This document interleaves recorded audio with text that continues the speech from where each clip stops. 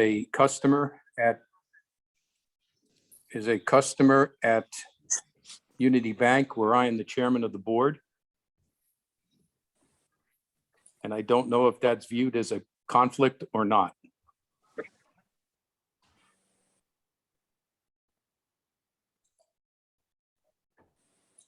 Thoughts on this, and I can give mine. I'm sorry, I can't hear you. I was just asking Mr. Loucher if he had for his thoughts on it before I gave you mine. Okay, I have no objection. It's like my applications in Washington Township. Somebody's always purchased a car from Jack Smith or Ed Rossi. So it's hard to get away from that. I have no objection. I am of a similar opinion, having run into comparable situations. I don't think there's an appearance of impropriety or disqualifying conflict here, and I believe the application can go forward, and the member can participate. Mr. Thonet can participate in the normal course. and I believe I can be unbiased. All right, thank you for that, Dave. Roger, since this is a use variance, as the mayor of and I'm from the committee, I have to recuse myself from voting. Okay, so noted. All right, is the applicant present? Yes, they're here. So I guess I can, introduce myself, Alan Loker, for the applicant, Yum and Chill Wendy Holdings LLC. Might be a little background noise. I apologize if you hear a plane go by. Yeah, have you properly noticed? Yes, You have I received everything. Oh, okay, well, I guess you have all application fees and everything. Yep. Okay, all right, go ahead, continue. Okay, thank you. Thank you for allowing us to have completeness and a public hearing on the same evening. That's really appreciated. The property has been identified, so I won't repeat that. And the purpose of this application is to be first deemed complete, which your engineer has recommended that you do, and then have a public hearing on this application to convert the former PNC Bank with a drive-through to a Wendy's with a drive-through, together with some variances related to impervious coverage and parking and sign variances, all of which our planner, John McDonough, will go into in greater detail when it's his turn to testify. This One is thing a I'd like use, to- this is a use variance also, am I correct? Yes, because Thank the drive-through, the fast food restaurant with the drive-through is not a permitted use in the CN zone. That's correct. Thank you. And the application also seeks preliminary and final site plan approval. The one thing I'd like you to keep in mind as we go through this is that this is a very good example of an adaptive reuse of a portion of the shopping center that's been vacant for some period of time. I think you'll find the proofs persuasive when we get to them. What I'd like to do is have the board formally take action on the completeness, and then I can have the witnesses sworn and the professionals qualified at the time of their testimony. Okay, Adam, would you give us just a brief summary of the report? Of the report? Well, I guess we can address, Mr. Chairman, I guess we can address completeness first. Just to touch on, the applicant has submitted the documents that are outlined in my report, including the completed application for a site plan, as well as the completed application for variance and the development review checklist, which is attached to the application and is customary. As well, they've provided ownership disclosure statements for the LLC applicant Yum and Chill and Holdings and also submitted the engineering and architectural documents that are customary with this type of application. So in my opinion, the application could be deemed complete at this time to permit the hearing to proceed. Okay. All right. Somebody on the board care to make a motion to deem this application complete? So moved. Second, All right, all in favor? aye. Aye. Any opposed? Okay, all right, the applicant's attorney, you can proceed with your presentation.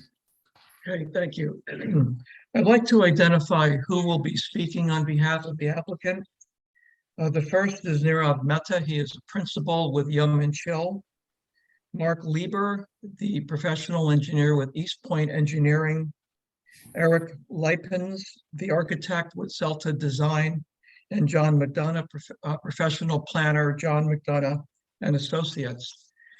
If the board attorney could swear them in, and the professionals can give their qualifications when they testify. Okay, so you. First all right, witness he'll- count. Hello? He could swear them in as they, you know, when they're ready to testify. So if you want to call your first professional. Well, we're going to start with Mr. Mehta because he's going to give some of the operating information for this particular Wendy's. Mr. Mehta, would you activate? Yes. Good evening, board members. My name is Nirav Mehta. I'm one of the principals for Yum and Chill. Before you say anything, let me swear you in. Please raise your right hand. You solemnly swear that the testimony you're about to give will be the truth, so help you God? Yes, I do. Please state your name and spell your last name for the record. My name is Nirav, Nirav. Last name is Mehta, Mehta. T as Tom, A as America, Mehta. Very good, sir. Yes. Please, Mr. Lauker, your witness. Thank you. Nirav, would you first give us a brief overview of your experience developing and operating Wendy's and any other fast food restaurants?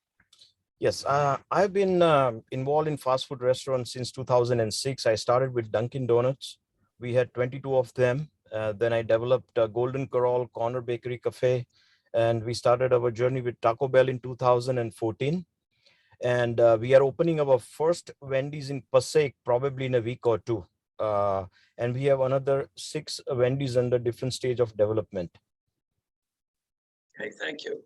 And based on your experience, you're very familiar with how the Wendy's stores operate, correct? Yes. Okay. There are a couple of questions that the board engineer asked, very specific to operations for this site. Yes. If you could first tell us, what are the hours of operation? So the hours of operations we have requested here is probably 6 a.m. to 2:30 a.m. And that's for what, the drive-through? The drive-through would remain open from 6 a.m. to 2:30 a.m. and the dining room would be open from probably 7 a.m. to 11 p.m. What are your anticipated number of employees? Total number of employees would be anywhere between 25 to 30 between part-time and full-time. And obviously there are going to be shifts. How many employees per shift? On a peak shift, there are about 8 to 9 employees per shift. On a non-peak shift, there are about 6 employees. And there'll be how many shifts? It's divided in about 3 shifts. You start with the morning shift, then midday, and then the closing shift that starts late night. And how many seats are proposed for this restaurant? I don't have the plans in front of me, but from my understanding, it's probably about 24. The architect would be able to, help us that. Okay, thank you. How many deliveries do you anticipate at the site? There are 2 deliveries in a week. Twice a week? Twice a week, yes. And what type of vehicle will bring your supplies? Tractor trailer, normal trailer. And And do you know how the trucks will negotiate coming onto the site, delivering at your building and then exiting the site? Yes, and Mark Lieber, our engineer, would also highlight on how the trucks would be, moving for the delivery and moving out. Okay, we can defer that question to him. Yes. And the last question I have for you right now is, what are the anticipated delivery times for these trucks? Deliveries normally happen between 12 midnight to 5 a.m., 6 a.m. in the morning. Thank you. Do any of the board members or board professionals have any questions for Mr. Mehta at this time?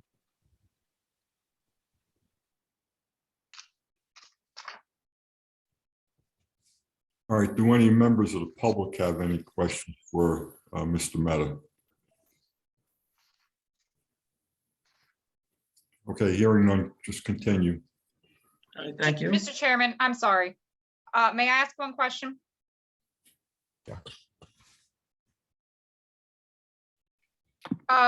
Your hours of operation, you'd like to be open until 2:30 a.m. Are any of your other Wendy's in development going to have those same hours of operation? Yes. Yes. We have Passaic opening next in another 2 weeks. Yes, we have approval up to 3 a.m. there, and we will be keeping it open up to 3 a.m. in the morning. We have applications in front of Jersey City. We have application in front of other towns where we are proposing 2:30 a.m. Okay, and your location in Passaic, is that in a strip mall similar to this? Is it along a highway? Can you tell us a little bit more about it? No, it's more neighborhood. It's on the main avenue. I would say Passaic is a combination of urban and semi-urban. So it's on the main avenue that that connects to Route 21. So all the businesses are around the main avenue in Passaic, and we are opposite, the Passaic Community College, County College, and right off the exit of Route 21. And there are obviously residential, as our neighbors on two sides, in the rear and on the right hand side of the property.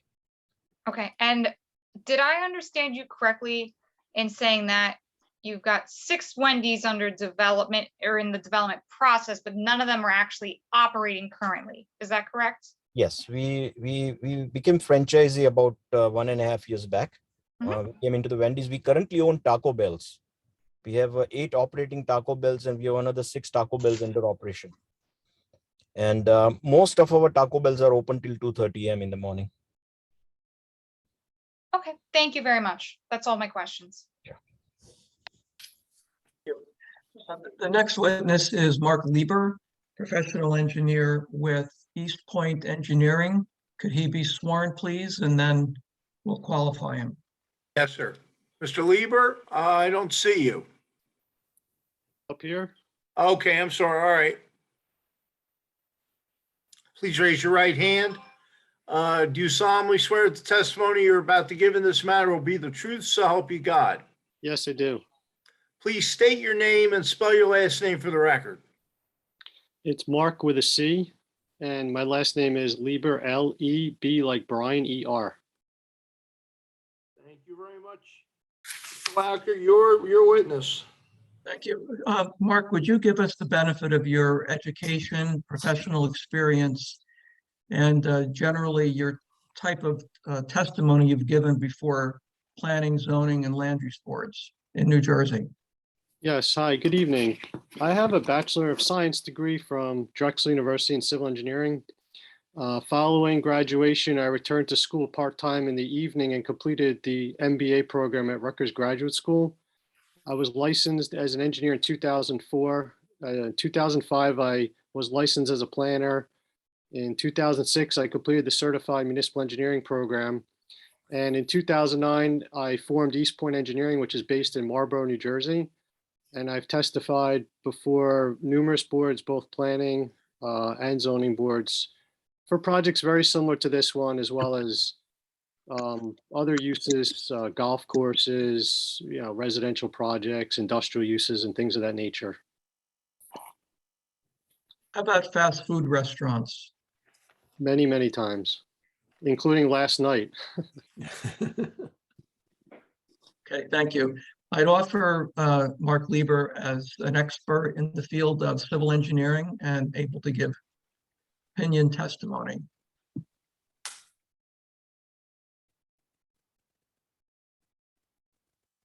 Adam, any objections? I have no objection, Mr. No Chairman. objections. Okay, you can continue. Okay, Mark, do you have any exhibits that you want to identify and mark? And you want to do them all at one time or as you testify to them? I only want to show one aerial map of the property. And then I'm going to show the plans which are already on file with the board. So I'll just put up this aerial map right now, which is a live connection to Google Maps. Aerial map provided with the application, or is this a new? This is literally a live connection to Google Maps, so you may as well call it new. We'll mark that as applicant's exhibit A1. Yes, thank you. I could submit this if necessary for the board's records. So just a little bit of background.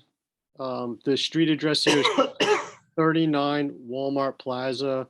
It's block 5, lot 20, and the total site area is about 36.5 acres. This property is situated along the southern or eastern side of Pittstown Road. That's a county road, Route 513, which is south of interchange 15 and I-78. There's 3 main structures on the site. In this photo, the one at the top is Walmart. The building at the bottom, which is shaped like an upside down L, is the ShopRite Shopping Center. And then on the side here where the red pin is, that's a 54-foot by 400-foot strip mall, which is about 21,000 square feet. That's the building that we're going to discuss tonight. Most of this property is fully developed with a series of paved parking lots and driveways. And we counted about 1,281 parking spaces on this property. Beyond the property, there's a mix of uses. You have a church to the west. There's a bank to the north. This building over here is a hotel next to where it says Cracker Barrel. And our zone district is the CN Commercial North District. There's only 2 ways to get into this property. They're both located, one's off Pittstown Road and the other's off the service road, which runs parallel to the interstate. It's labeled on this map as Walmart Plaza. These are 2-way access drives that serve the entire shopping center. I'm going to turn that off. And I'm going to switch to the plan set, which was filed. What you see here is page 2B, which shows the left end cap of that strip mall. And previously there was a PNC Bank located here and they had a 2-lane drive-through on the left. That bank has been vacant for approximately 4 or maybe even 5 years, and the space has been empty. And our proposal is to renovate that area, which is about 2,150 square feet, into a Wendy's restaurant with the drive-through. Inside the dining room, there's 20 seats. And as part of the modifications, the drive-through canopy that's there today, as well as the center island, will be removed. We're going to make some minor changes to the geometry of this drive-through so that we can accommodate a better turning radius and a new menu board and an ordering station for customers to place their orders.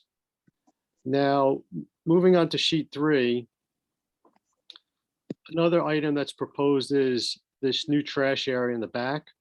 That would be for the exclusive use of Wendy's only. This is their standard trash enclosure size, so it is designed to accommodate the type of refuse that's generated from this restaurant. And in doing so, making these changes to the site, our total lot coverage for the shopping center goes from 1,043,680 square feet to 1,044,190 square feet, which is a very small increase of 510 square feet of lot coverage. In addition, there'll be a new crosswalk and some depressed curb ramps right along the entrance of the building. which we have a new sidewalk that crosses through a landscape island to provide pedestrian connectivity to this other portion of parking field. There are these 5 parking spaces, which we are striping employee parking. We selected those spaces for a reason because they would be very infrequently used for employees to eliminate potential conflicts with a car backing out while there's someone in the drive-through queue. Now, we did show on sheet 2A some signage associated with the project. I'm going to go up to that page. So there's an overall survey of the entire tract. Walmart's on the right, ShopRite's in the center, and this building's along the bottom. So we're proposing at the corner here along the main entrance drive, 2 signs. One is a warning sign for pedestrian crossing ahead, and the other one is literally a small enter directional sign with the Wendy's logo that gives drivers a heads up that if you want to enter Wendy's, to turn there. Now, at the intersection, which is the main frontage for the entire shopping center, there's a marquee, actually a monument style sign with numerous tenant names. And we were proposing to occupy one of those spaces with the Wendy's sign and their logo. And that would be on an existing board. The building itself would be completely renovated on the facade facing the pickup window and the front. Now, we do have an architect here tonight who will describe in detail those changes, but in essence, going back to our cover sheet. Just give me one second. Here it is. We're incorporating the elements of the most recent Wendy's prototype standards, more or less to modernize the appearance of that end cap.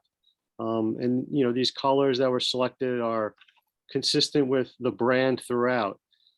Now, there are some signs proposed on the side of the building where the pickup window is, and that would consist of just the Wendy's lettering versus the front of the building, which would have the Wendy's lettering as well as the logo. There was also a menu board detail provided on sheet 3. Let me go to that real quick. It's on the right side of this sheet.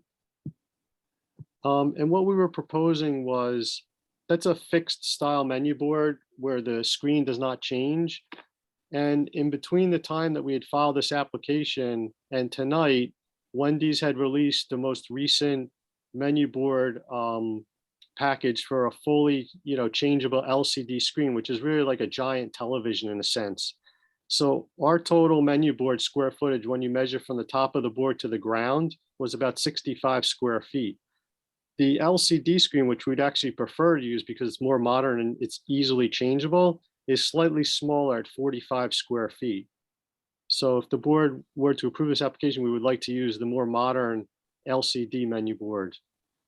There was discussion earlier about deliveries to the property.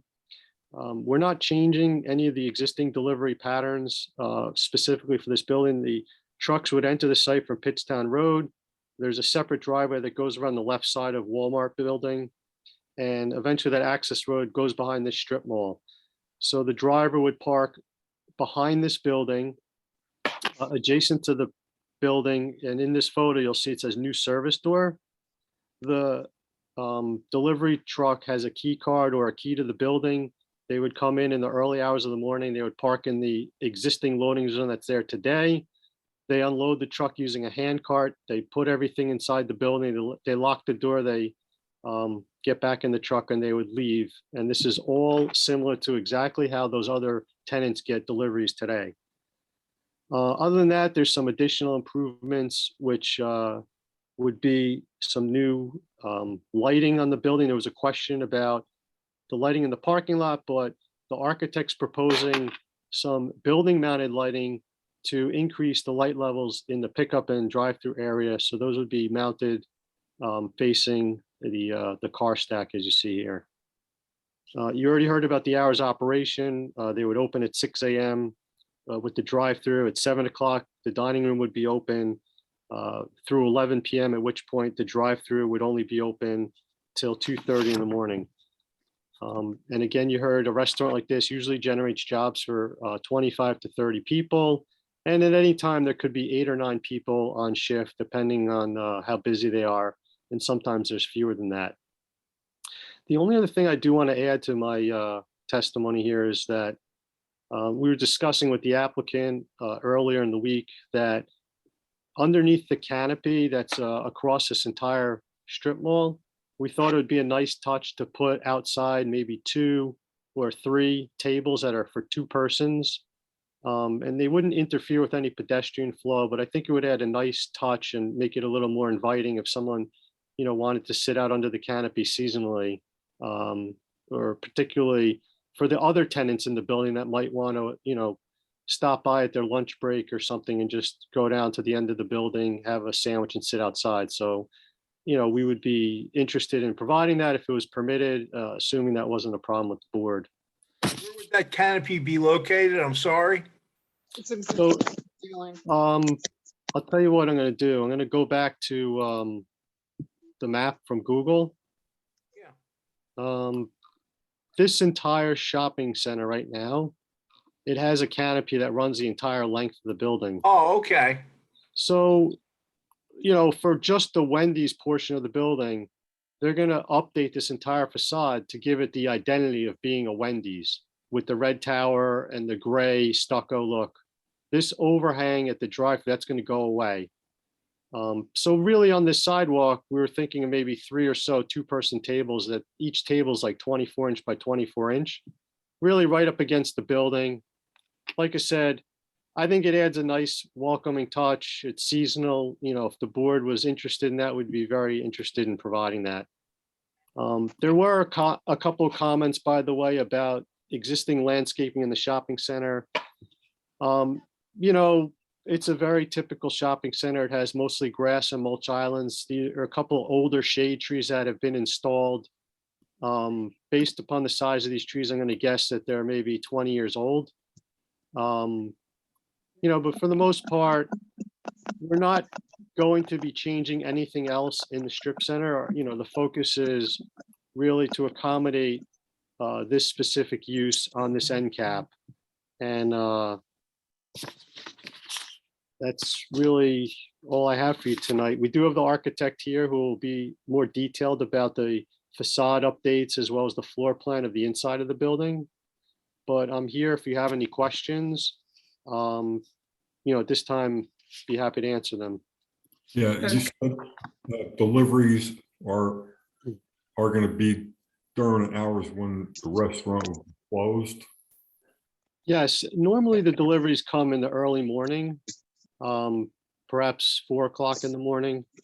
And because the delivery driver has key card access to the building where he actually has a key, there's no reason for anybody to be there at the time. Yeah, because I don't think the other businesses that are in that area would get, deliveries by tractor trailer. And, if you were to get deliveries during more during the day, there may be some problems, that truck out of there, especially if you have cars in that drive-in. Well, the delivery route takes the truck behind the building. Right, but he can't back out. He has to continue going around and comes out that last aisle and then goes back to where the service road is. Right, he would go and then cross across the front of Walmart at the main access. Right. But I guess that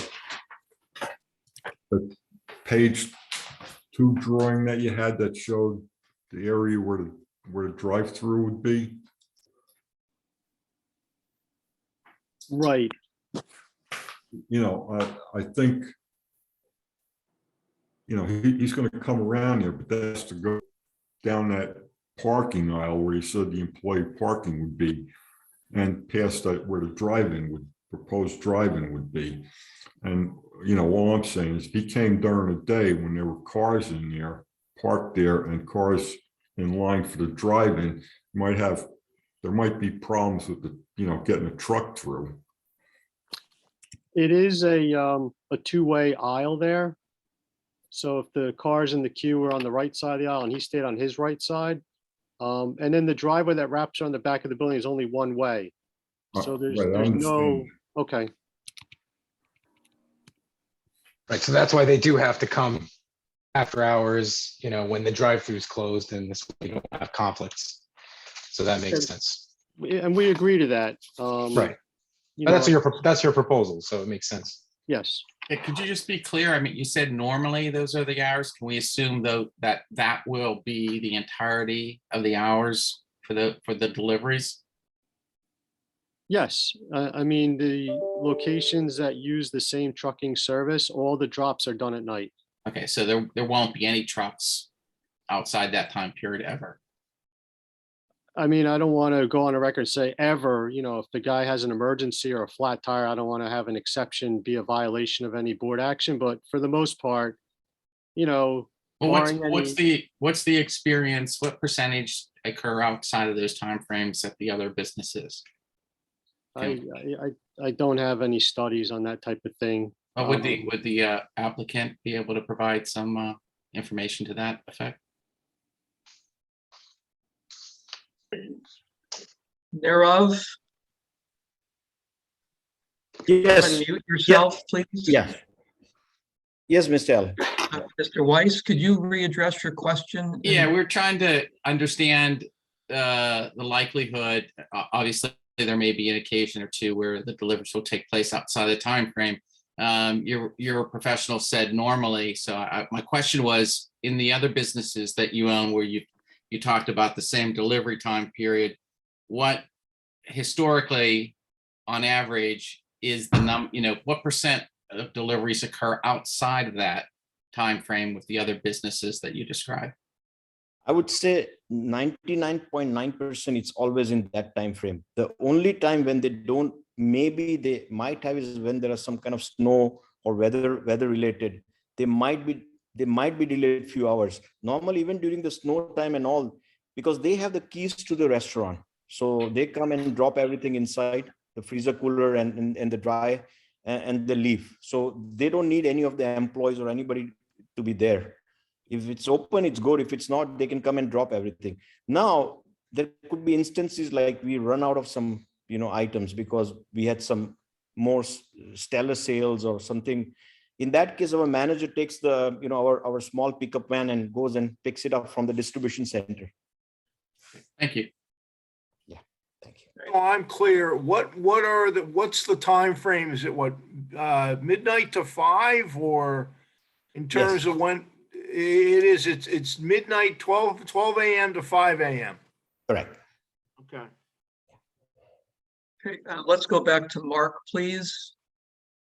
I had another question.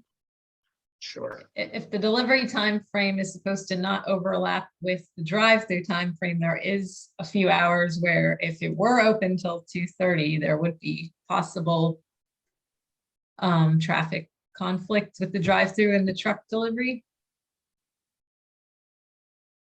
I mean, as I stated earlier, I don't see a concern for a conflict going back to this map. In other words, if there's vehicles lined up in this circle for the drive-through and the delivery truck is in the rear of the building, all he has to do is pull straight out, come around this bend and drive down this aisle to leave. I don't really see how that presents any kind of a conflict with people waiting to get into the drive-through.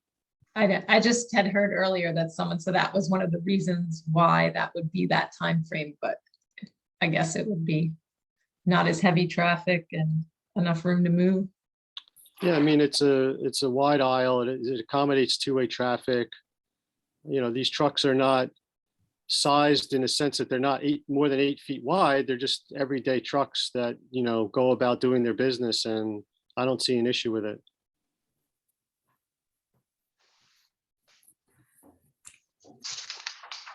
Mark, Adam Wisniewski had prepared his technical review as part of his completeness letter, and I know you've gone through it. Do you want to highlight responses to some of the things Mark has asked us to consider? I will. So starting on page 2, Part A, that's the completeness we covered.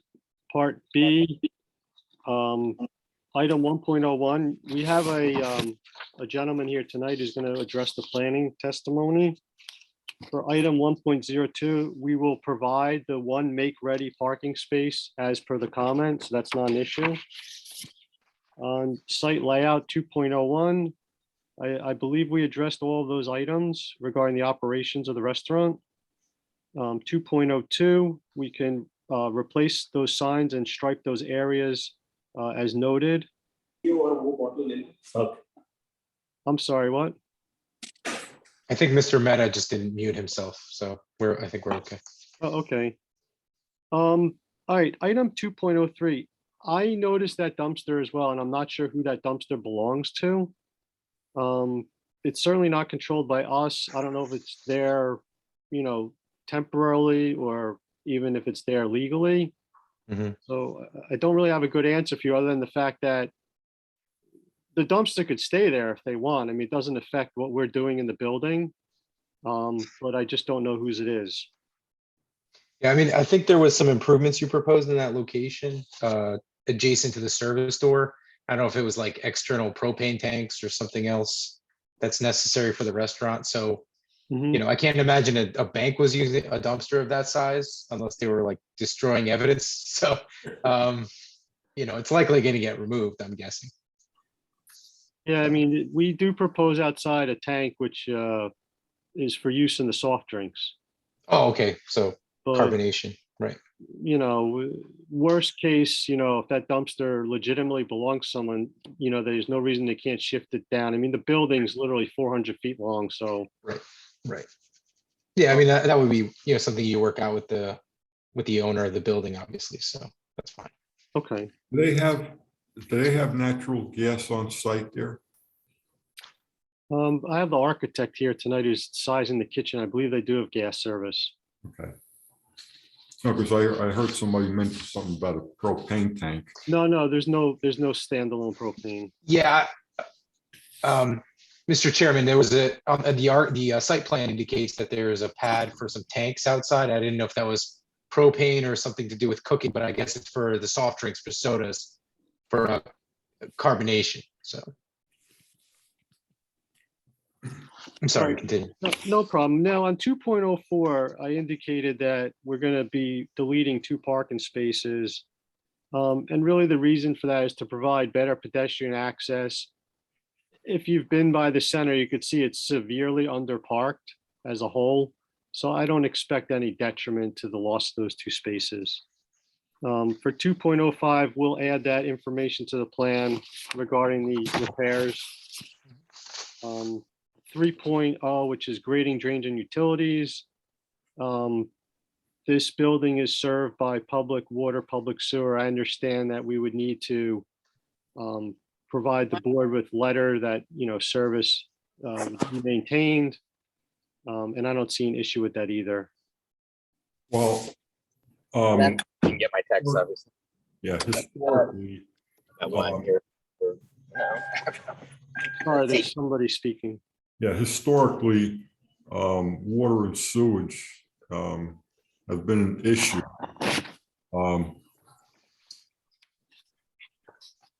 And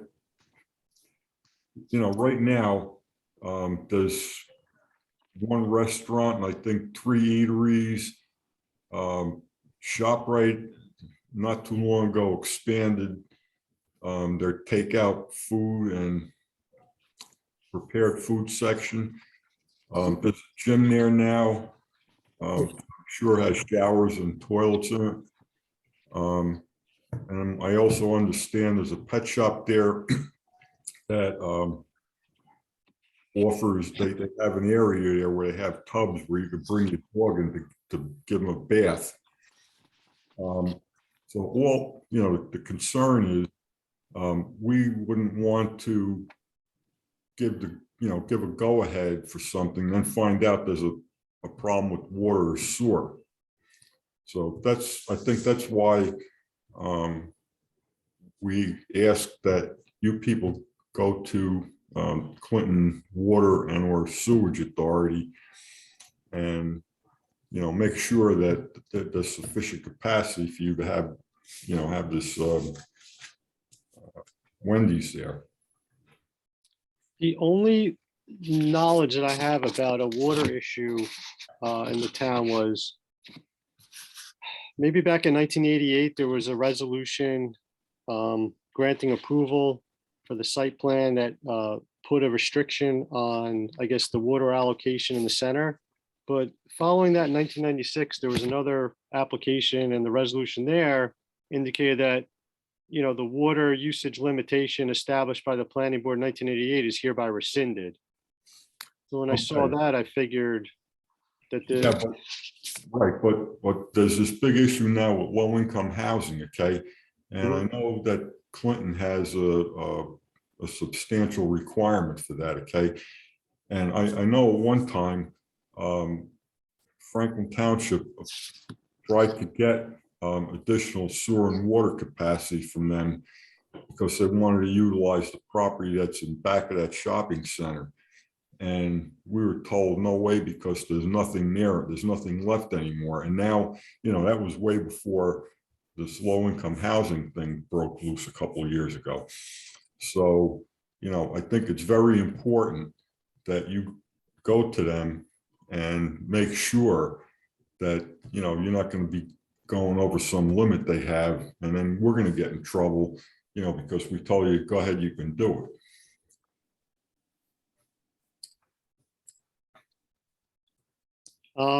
State of the case, excuse me, if I may. Considering the state of the case law right now, might not be a bad idea. I don't know that it would be onerous. If it's available, then it's available. That's simple. Well, I know part of the reason that those restrictions were put on originally was because of the water and sewer problem, okay? Now, I think when it was rescinded back in the 90s, I think the owner of that property was required to, put in all, let's say, low water usage toilets. There were a bunch of things that they were supposed to be doing, okay? And I think if you look at that second resolution, there were some recommendations in there that I guess we made that future applicants were supposed to adhere to. So I think it's imperative that that you do contact them and just get something in writing that everything is good with them. A question for the engineer. Is there an official sewer ban in effect by NJDEP in this area? I'm not aware of one, but to my knowledge, based on my understanding, the township does not grant allocation. It's handled by the town of Clinton Sewer Authority or whatever the authority is. So I'm not, aware of what the status of that is. Okay, I mean, even if there was a government action where a sewer ban was adopted, a sewer ban does not apply to existing buildings like this that are already connected to sewer. It only prevents new construction from connecting. Well, the thing is, though, they may have had a capacity limit on water and sewer, okay? And that's what we want to make sure we're not, if there is such a thing, we don't want to run afoul of that. I know, and I don't either, but what I'm saying is that without having an official sewer ban, their capacity issue would have to be adopted through legislation that would prevent new connections. And I'd be happy to discuss with them as a outside agency approval as part of this application. But this is really the first I'm hearing of this. Well, let's put it this way. Clinton has been under water restrictions probably for 25, 30 years because their water supply comes from wells, okay? And, I've been living in this area for over 35 years, okay? And I know 2 or 3 times they've had new wells drilled and they have not really been able to hit a good one And, you know, they're under, basically under water restrictions, okay? So I'm sure, well, I believe that there may have been limits put on the amount of water and sewer capacity that that shopping center could use. And I just want to make sure, if that's the case, I want to make sure that we're not going to be going beyond what that is. Okay, and you know, I do appreciate that, and I'm not trying to disagree, but I do want to mention that for this restaurant, the entire daily anticipated water use is going to be under 700 gallons a day, which is less than 2 houses. So it's a very small water use, and I'd be happy to provide, you know, the engineer with a letter from them indicating that the capacity is available. Yeah, I know, you know, and you know, traffic runs on the highway, fine, okay, and then you put 2 more cars on it and you got gridlock. You know, We'd be happy to treat this as an outside agency matter, which is thank what- you. which is what Mark is talking about. That's what I'm asking you to do. Just contact them to make sure that everything is fine with them. Yeah, that would be handled as a part of resolution compliance should the board in the future grant an approval.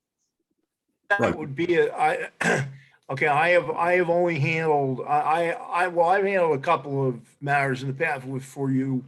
And I believe that's a standard condition of our approvals in any resolution, that all governmental requirements and agencies have to be complied with. So that would be, I believe that's already in our protocol, Mr. Chairman.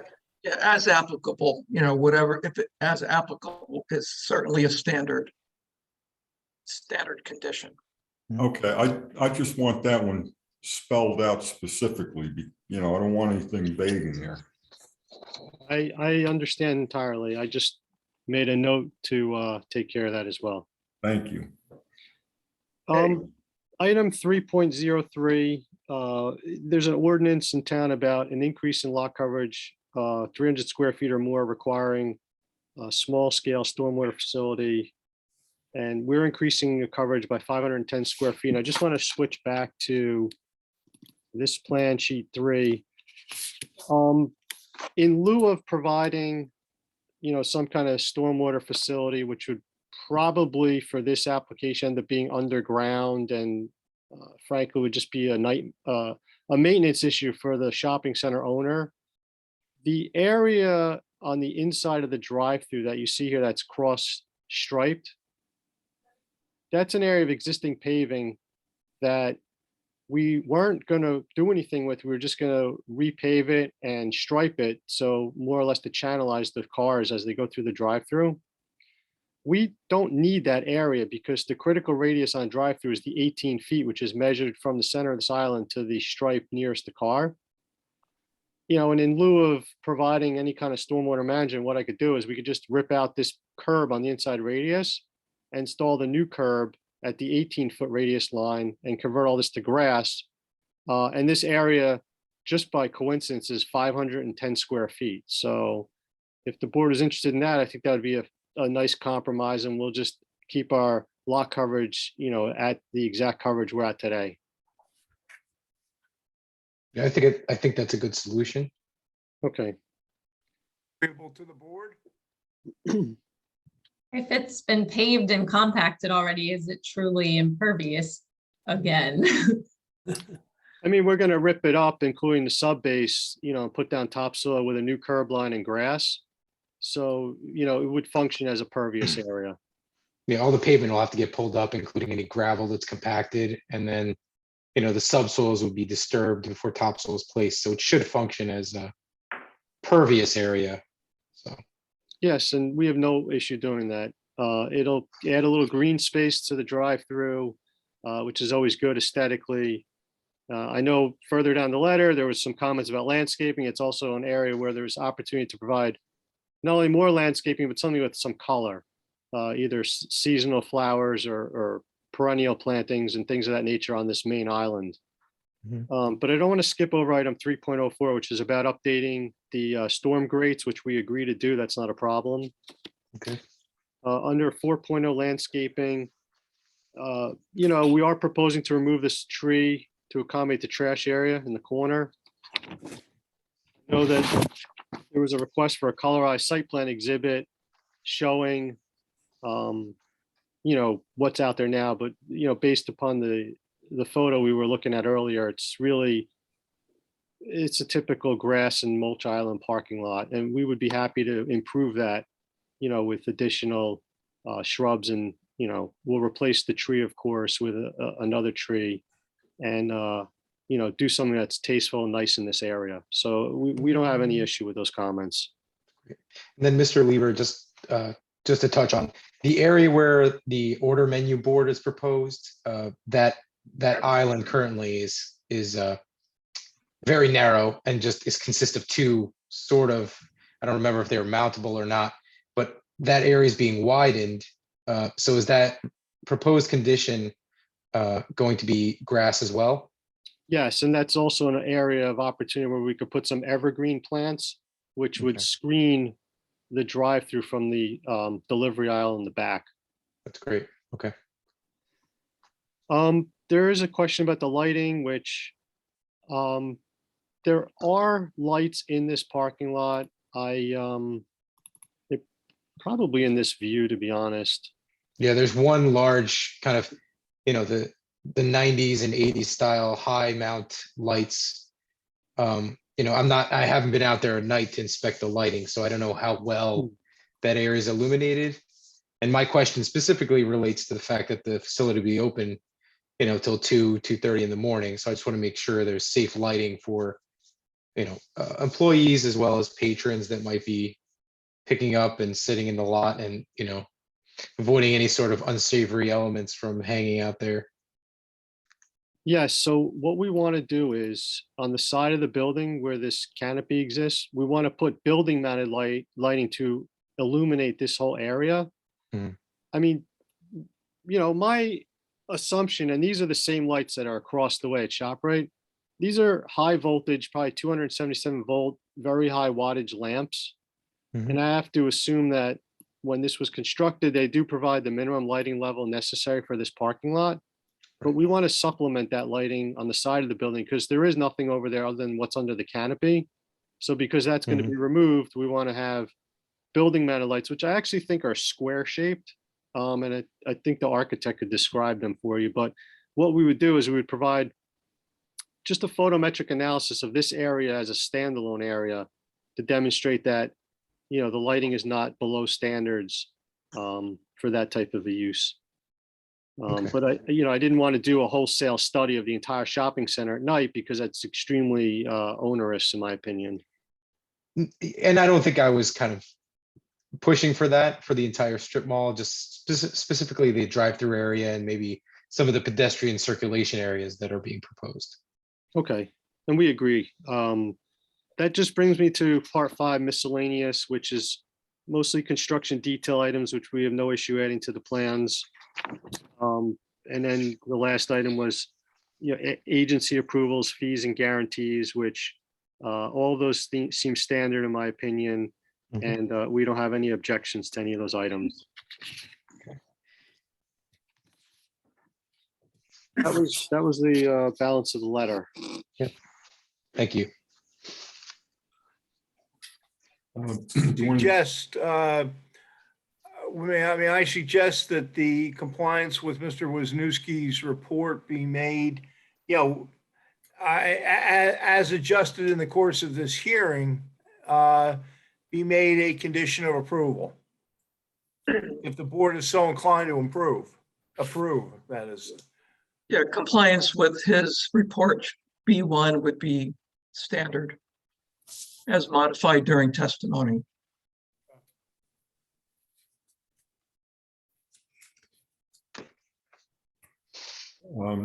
Any board members have questions for the witness?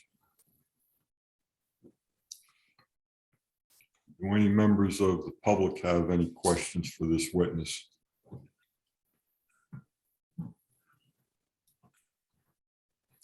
Okay, hearing nothing, do you want to call your next witness? Yes, the next witness is Eric Lipens. He's an architect with Zelta. Good evening, everyone. There he is. So please swear, Mr. Lipens. Yes, Mr. Lipens, please raise your right hand.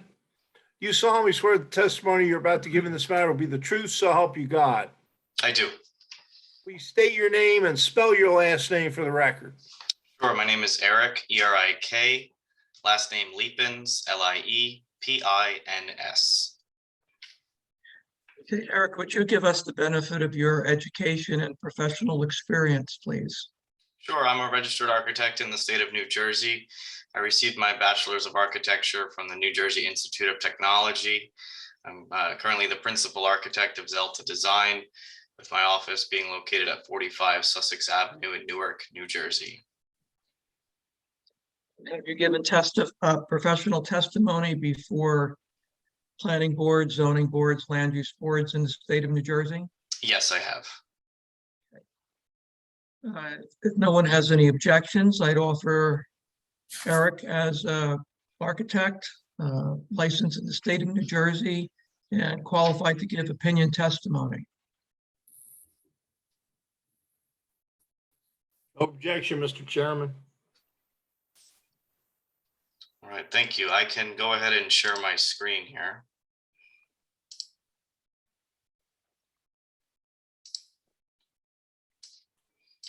Okay. Were these items filed with the board? There were items filed. There were minor updates to the elevations, which we'll talk about. But yes, the floor plan was filed. Okay, now are these what you filed or are these updated? We can consider this one updated as well. All right, well, then we'll consider that. That should be marked as applicant's exhibit A2. Updated architecturals. And this one is called an equipment plan. So here you can see the floor plan of the building. Our tenant space is the end cap, as Mark had mentioned, in the overall retail building within the plaza. Our space is 2,167 square feet. Inside, we have 20 seats with 2 restrooms, which are both accessible to the public.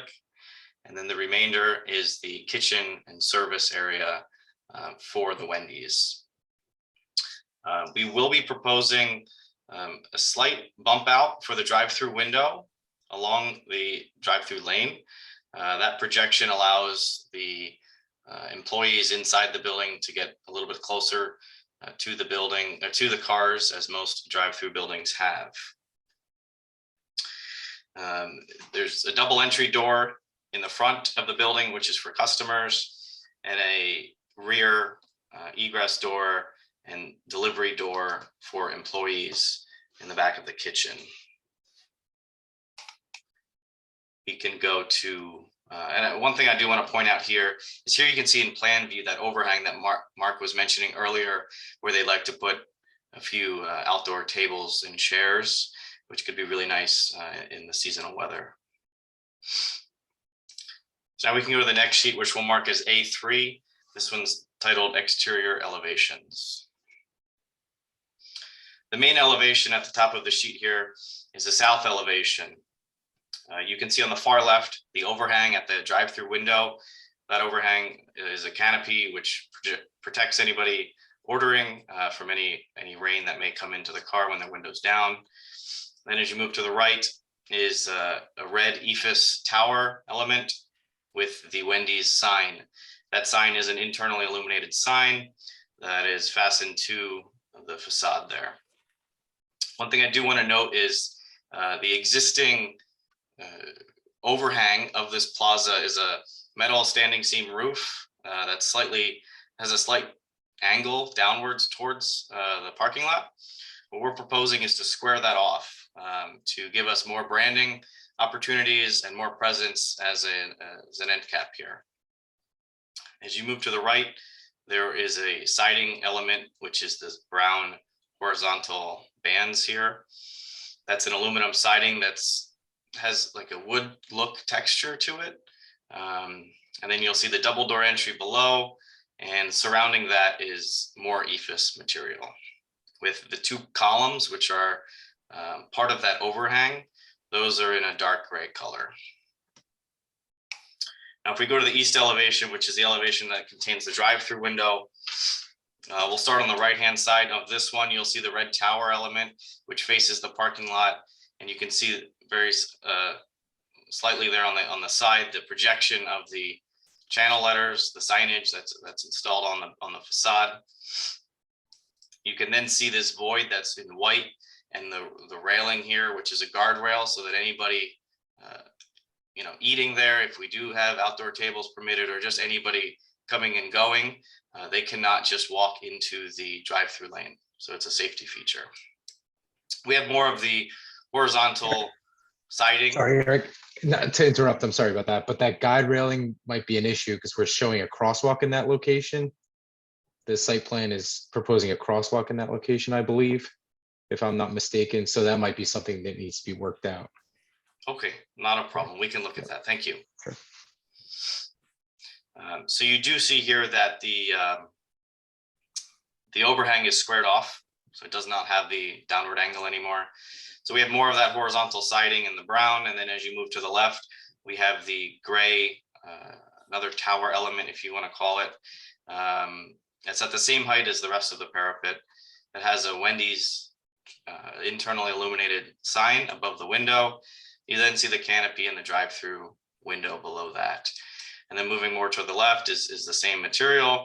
And these two squares here are the wall sconces to give a slight illumination, more of an accent lighting in that area. And then on the far left is the enclosure for the CO2 tank, which is for the carbonation of the soda.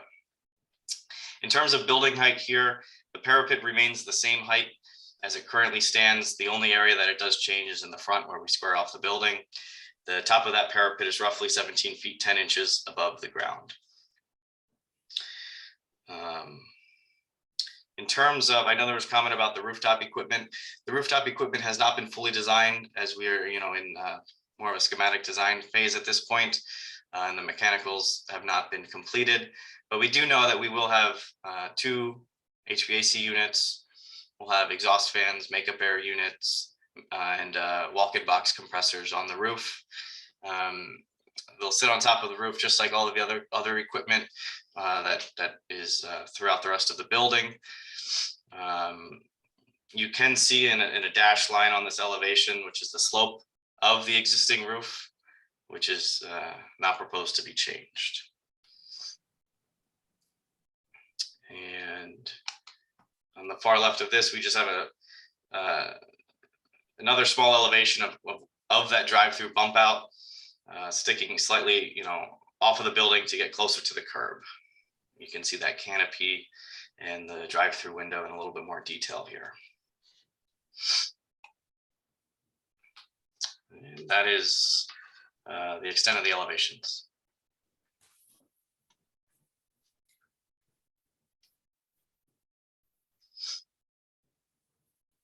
Okay. Eric, if you could address yourself a little bit to the building signage. What's the genesis of that? Is this corporate Wendy's current model of signage? For their Yeah, building? these two signs on each, there's one sign on each facade. Both of those signs are from the standard signage catalog that Wendy's issues. And these are similar signs that you would see on any new Wendy's being built today.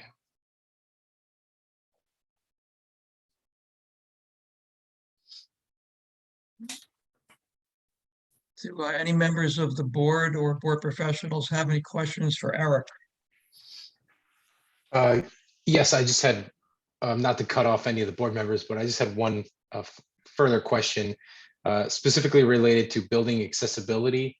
I don't know, Eric, if you had a chance to review at the main entrance, there's currently an accessible curb ramp that exists before the main door.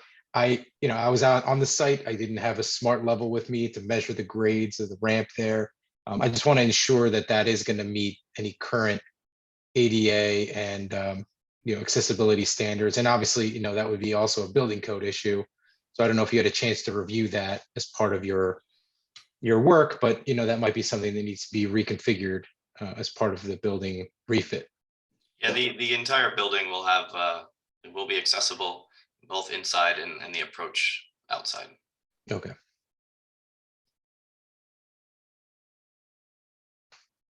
Mr. Chairman, I have questions if I might.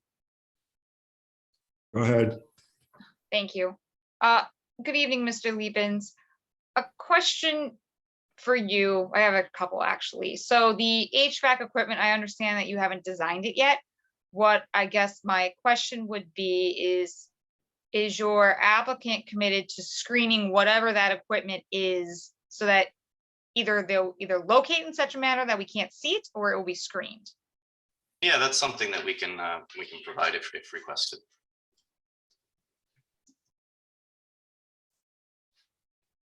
Thank you. You talked about signage. When is the board going to receive signage details? We don't have any details, cut sheets, lighting. We don't even know what the area of these signs are. At what point in the process are we going to receive that? That can be part of the supplemental information that we can submit. That's something that we can provide quite easily, as it is standard signs. So we can request those shop drawings and cut sheets, which has all of that information, and we can issue that. Do you know if these signs comply with the size requirements of our ordinance? It does, yes. Okay. The east facade, you showed this gray area where the bump out is, Yes, and that's really going to be gray. correct. Yep. Just how we show it here in this elevation. Okay. And I don't know if you're the right witness, but I'll ask it, and if it's not you, please let me know. Why does the applicant need 2 wall signs? It's for different visibility, that was the intent behind that. Okay.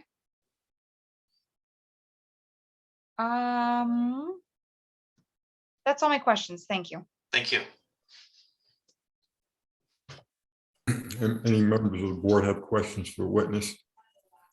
I have a question, more of a clarification.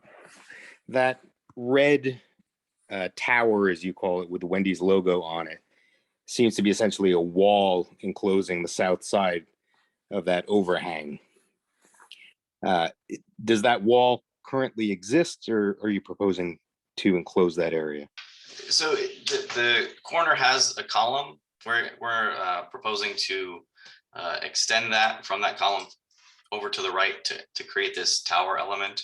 So it is a new wall that will be built when we're squaring off the front of the facade. Okay, and can you tell me the dimensions of that wall? I don't have the exact in front of me, but it's about 8 feet wide. Okay. And last question, do any of the other businesses in that mall have a similar wall to that? Not to my knowledge. Okay. That's it. Thank you. Thank you.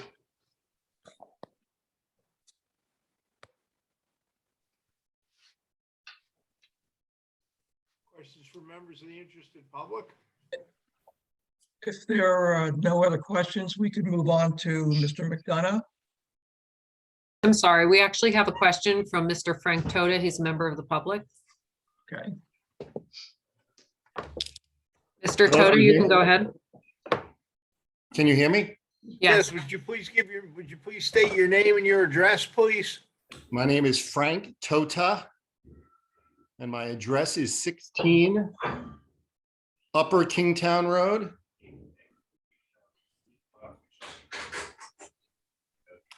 My question, I'm not unsure whether this is appropriate for Mr. Leapins or for the engineer. With the drive-through, I'm just curious as to whether you've determined how many cars would need to be queued up where it doesn't create any kind of problem extending into the parking area. I would have to defer that to Mr. Lieber. Hi, can you hear me? Yes, I can. All right, when you say into the parking area, you're talking about the main drive aisle from the shopping center entrance? So if you look at the drive-through, when cars queue up, typically at fast food restaurants, one of the things that tends to happen, particularly during busy periods of time, is that the cars sometimes can queue up, wrap around a building, extend down an aisle, and potentially cause problems for cars that may be parked or cars that are trying to move throughout the parking lot. So I'm just curious, with the design of the drive-through, have you determined how many cars can reasonably be lined up in the queue without creating any kind of problem for the remainder of the parking lot? Yes, we did. I'm going to switch screens for a second.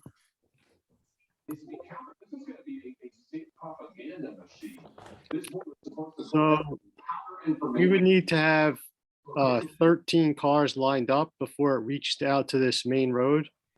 The government will get together with big tech and collect information on Americans who will. Who is- I think someone's unmuted and I'm listening to trying the to news. mute everyone. Crosstalk here.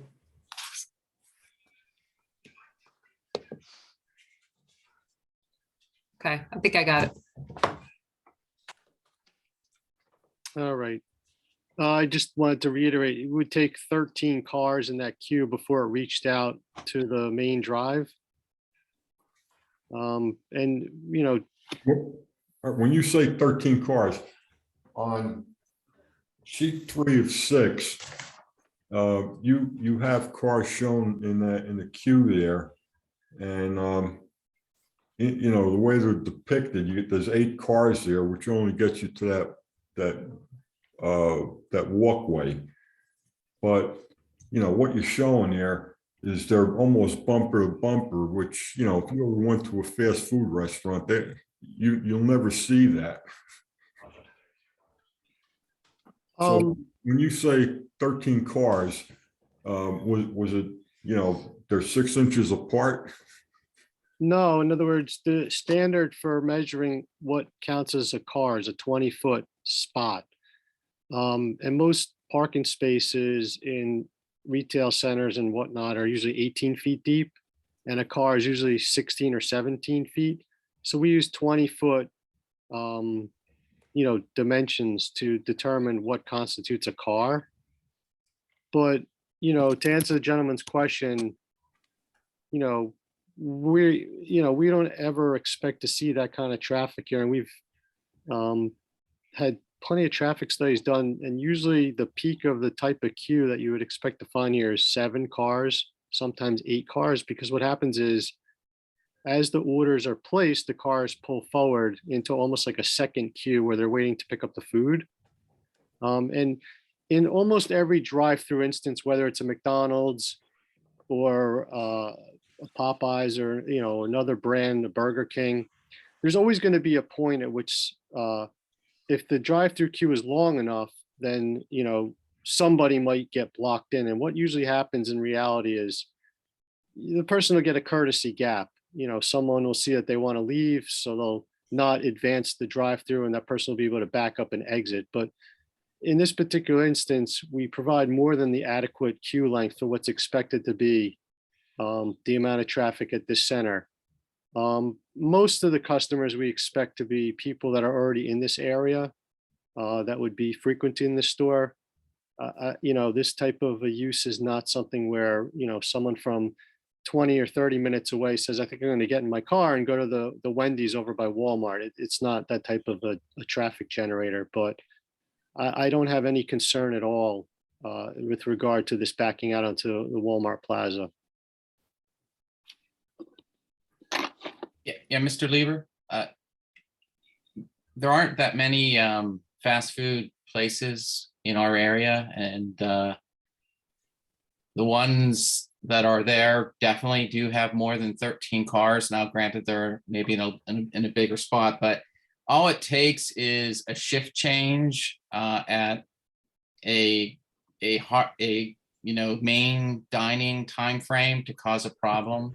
So what is the plan for your applicant when and if it exceeds those 13 cars and the calls start coming in? What is the applicant willing to do if that should occur? I mean, we can ask them, but driver behavior, myself. Mark, I can included- add that. Yeah. Okay. Yeah, sorry. Yes, so what we have is we have the employees that come out with the iPad and take the orders of the customers and steer them to the parking, and they bring their food out as far as the drive-through is concerned if they exceed beyond certain cars. So in order to clear them, they come out with the iPad and take their orders. Okay, so that's a standing facility, a standing operating procedure, 12 months through the year? Yes. Yes, that's correct.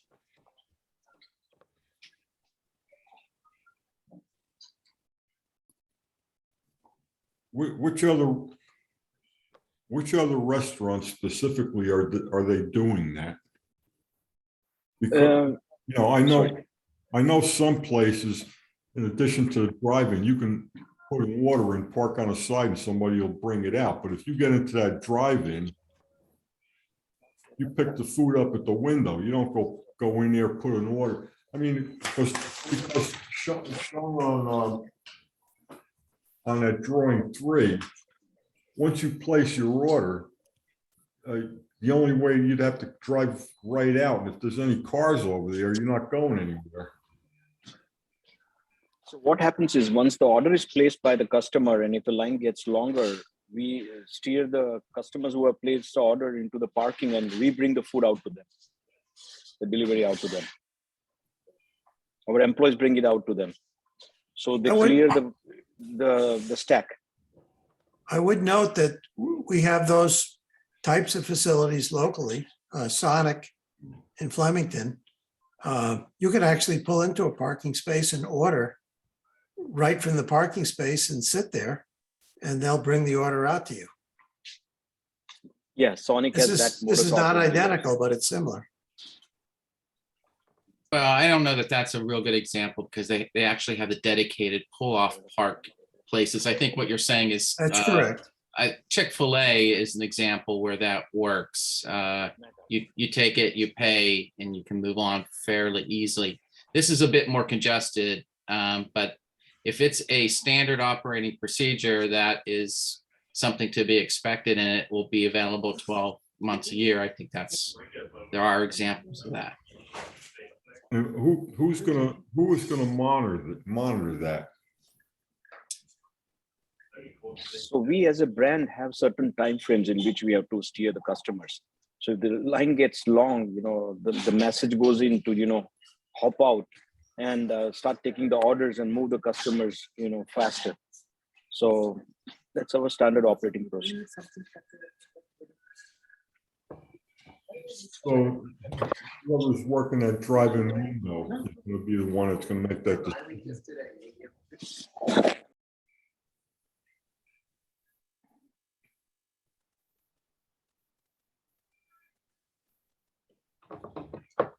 I think we lost Mr. Mehta. Yeah. It's not going to serve the applicant to allow the line to get any longer than it absolutely has to.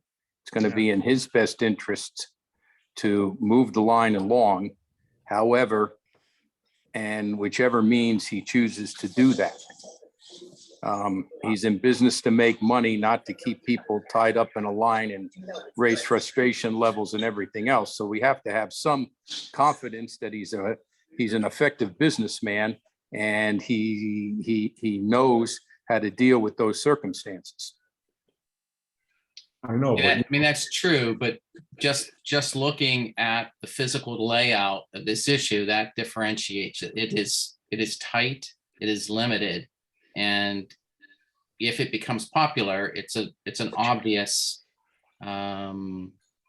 area of questioning, I think, just simply because there is not enough room there. So yeah, I agree with that.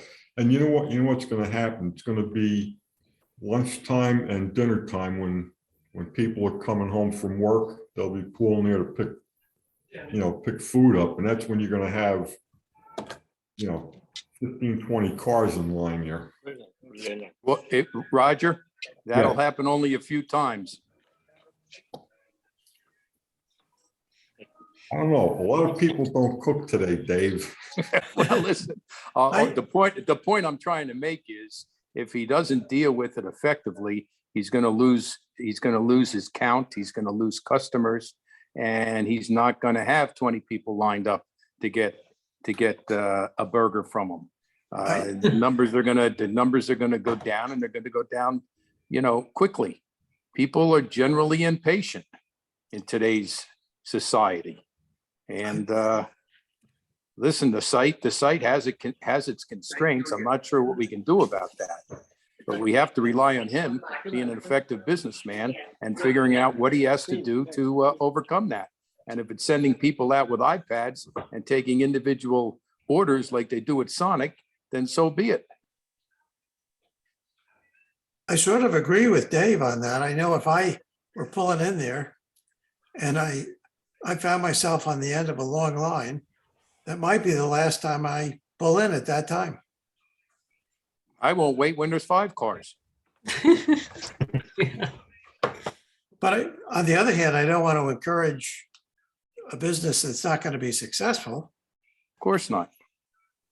Well, I mean, I think we brought out the issue that he has an operating procedure in place that wasn't available. It didn't jump out at you. So I think the discussion's good and it seems reasonable. Good, thanks. But I agree. this is not a standalone operation. There are other businesses and other township people who are impacted by that issue. It's not like you pull into Sonic and you have 5 other businesses that you're all competing with in terms of traffic flow. Yeah, but the That's other correct. problem is they have to pull up to that area to put the order in. Okay, so from that point back, so he can move the cars out, but the backup is going to be where the ordering station is. Well, excuse me, Mr. Chairman, but I believe Nirav did point out, if you're sitting in your car, and we all do this, you can certainly look at your phone, call up the menu and place an order.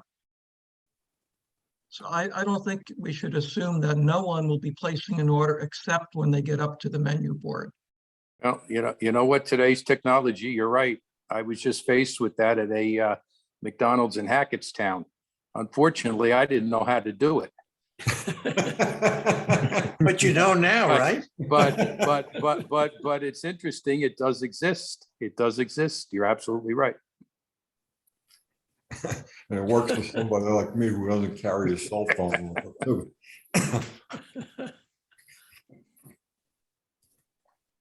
I don't know. To me, that's just it's a weird type of layout for a drive-through.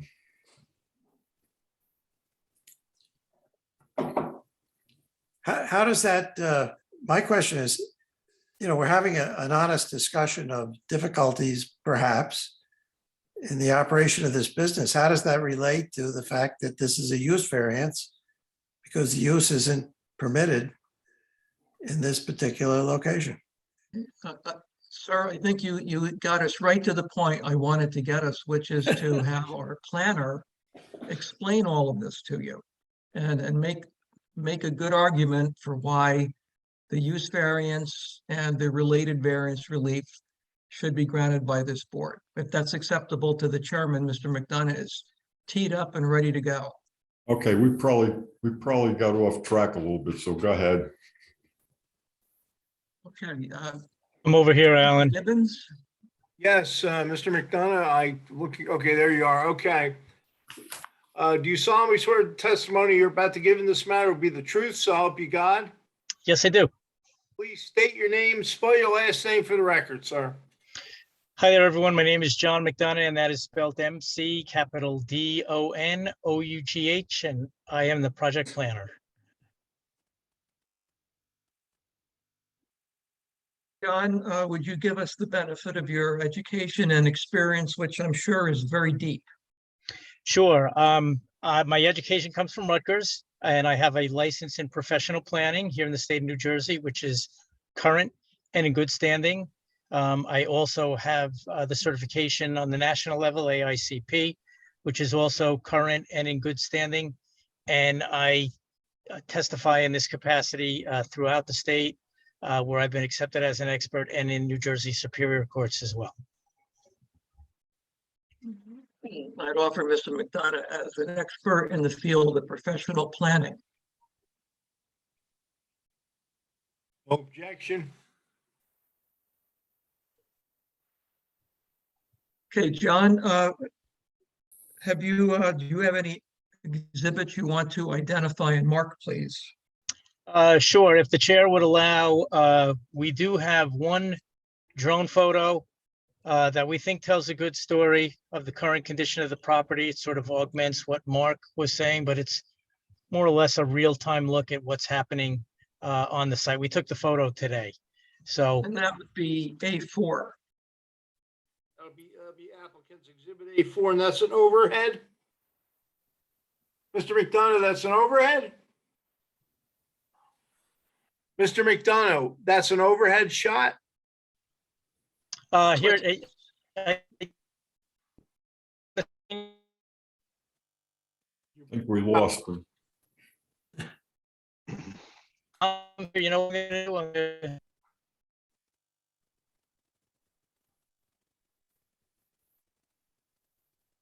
I can't hear you. Oh. Still no good.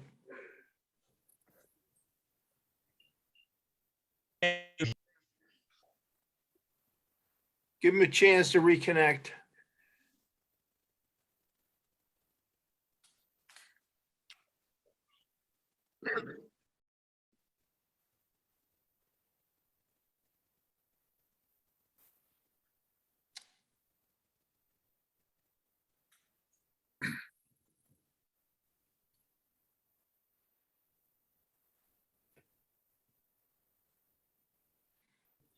Can you A little better, but not much. hear me? Can you hear me? No. Bear with.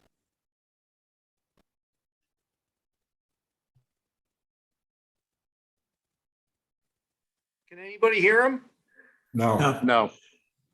John, we can't hear you. I'm gonna try getting off. come back.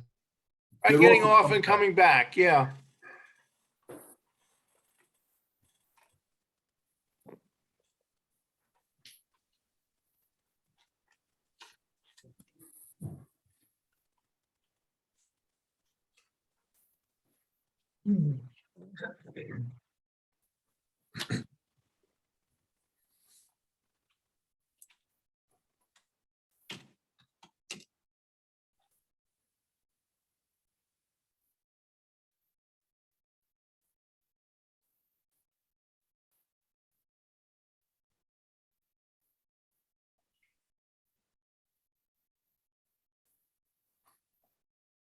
Can we move on with something else, Raj?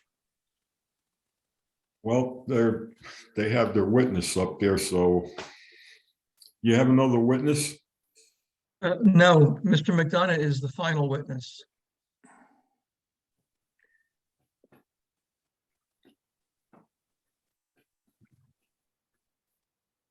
That photograph an overhead photograph, or was that a particular?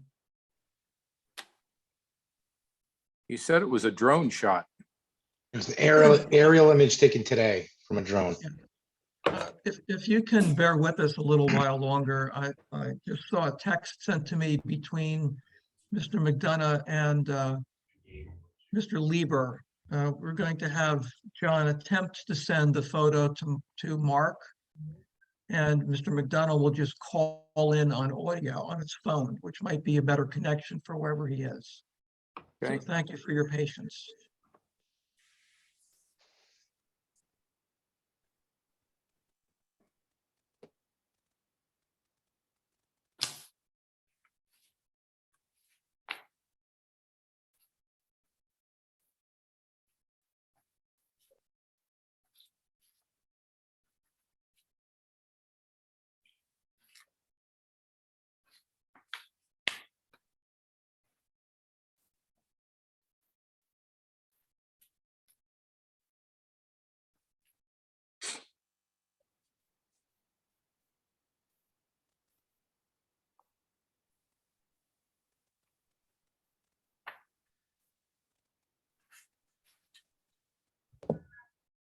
Mr. McDonough is joining. Sorry about that, everyone. Is that better? Yes. That's Much better. Better. Switched my Wi-Fi. Keep going, Alan? Yes, going. keep going. All right. Exhibit A4 is your drone aerial image, so go on from there. Okay. And I'm going to hold off on the time being of showing the drone image only because I think that's eating up my bandwidth. I think I can just talk this through without showing it and rely upon what Mark had shown the board, which is that we're at a distinct location of the center here. This center is intended to be viable. And in contrast to what's happening over by the Walmart and what's happening over by the ShopRite, this portion of the site remains underutilized, and that is inconsistent with what we would want to see this type of land use as a commercial operation be in terms of serving the public welfare. So immediately we start with a problem. We start with a vacant end cap and a portion of the center that is struggling to attract a customer base. And Mark's photo showed it, and we saw it during our site observation that there's an abundance of parking or underutilized parking on the site right now. So excessive asphalt is both wasteful and undesirable from a planning standpoint. We have an applicant here that is ready, willing, and able to fix that with a name brand end user, filling a cap that is custom ready to accommodate the development that's before you. This sort of switchback design that the bank had is something we're seeing more and more on the professional planning level. The reuse of these bank sites, these end caps. I just did I'll just say another brand a few nights ago with a very similar retrofit. And what's nice about this, I agree with the members of the board who said it's a self-policing land use. It's a service use. It needs to be convenient and accessible. And if it takes too long, the line's too long, and there's a backup, we're going to the next convenient and efficient land use. We are a time-pressed society, and the benefit of the drive-through is that it promotes efficiency. And if this land use is not efficient, as I say, we're going to go to the next one. So taking this back to your zoning criteria, we're looking at one tax lot. It's big tax lot, block 5, lot 20 is developed as the Walmart Plaza Shopping Center. And this particular portion of the shopping center is in contrast to the intent of the redevelopment plan to have a vibrant commercial base and shopping center. So again, conversion of the vacant end cap to what your ordinance calls a fast food restaurant with a drive-through, which is not permitted in the CN commercial zone. So the primary relief that we're all here to evaluate is a D1 use variance to allow a use that is not permitted in the zone. So we take this to the Medici test, which I'm sure is very familiar to this board. It's basically 4 parts to it. We'll take it part by part, but the first part of the test focuses on the land itself. All land use planning starts with the land. And so we'll look at this particular piece of land here, which, as I said, is a distinct piece of property in your community. The end cap is there. The shopping center is there. It's underperforming. And as you've seen and heard, is readily able to accommodate the development that's before you now. It will flow, function, and operate safely and efficiently within this space.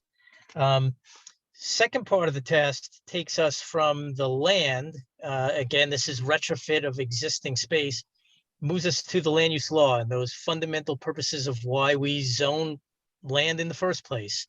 And there are a number of special reasons here. First and foremost, we have a planning goal for the efficient use of land. Currently, the site is not being used efficiently. It's unproductive. So right off the bat, converting underutilized vacant property to productive use is spot on with purpose M of the land use law to efficiently use our land. Additionally, we look at purpose A. That's sort of the catch-all, the promotion of the general welfare. And this is going to provide a service use that will serve the public at large with convenient access to food.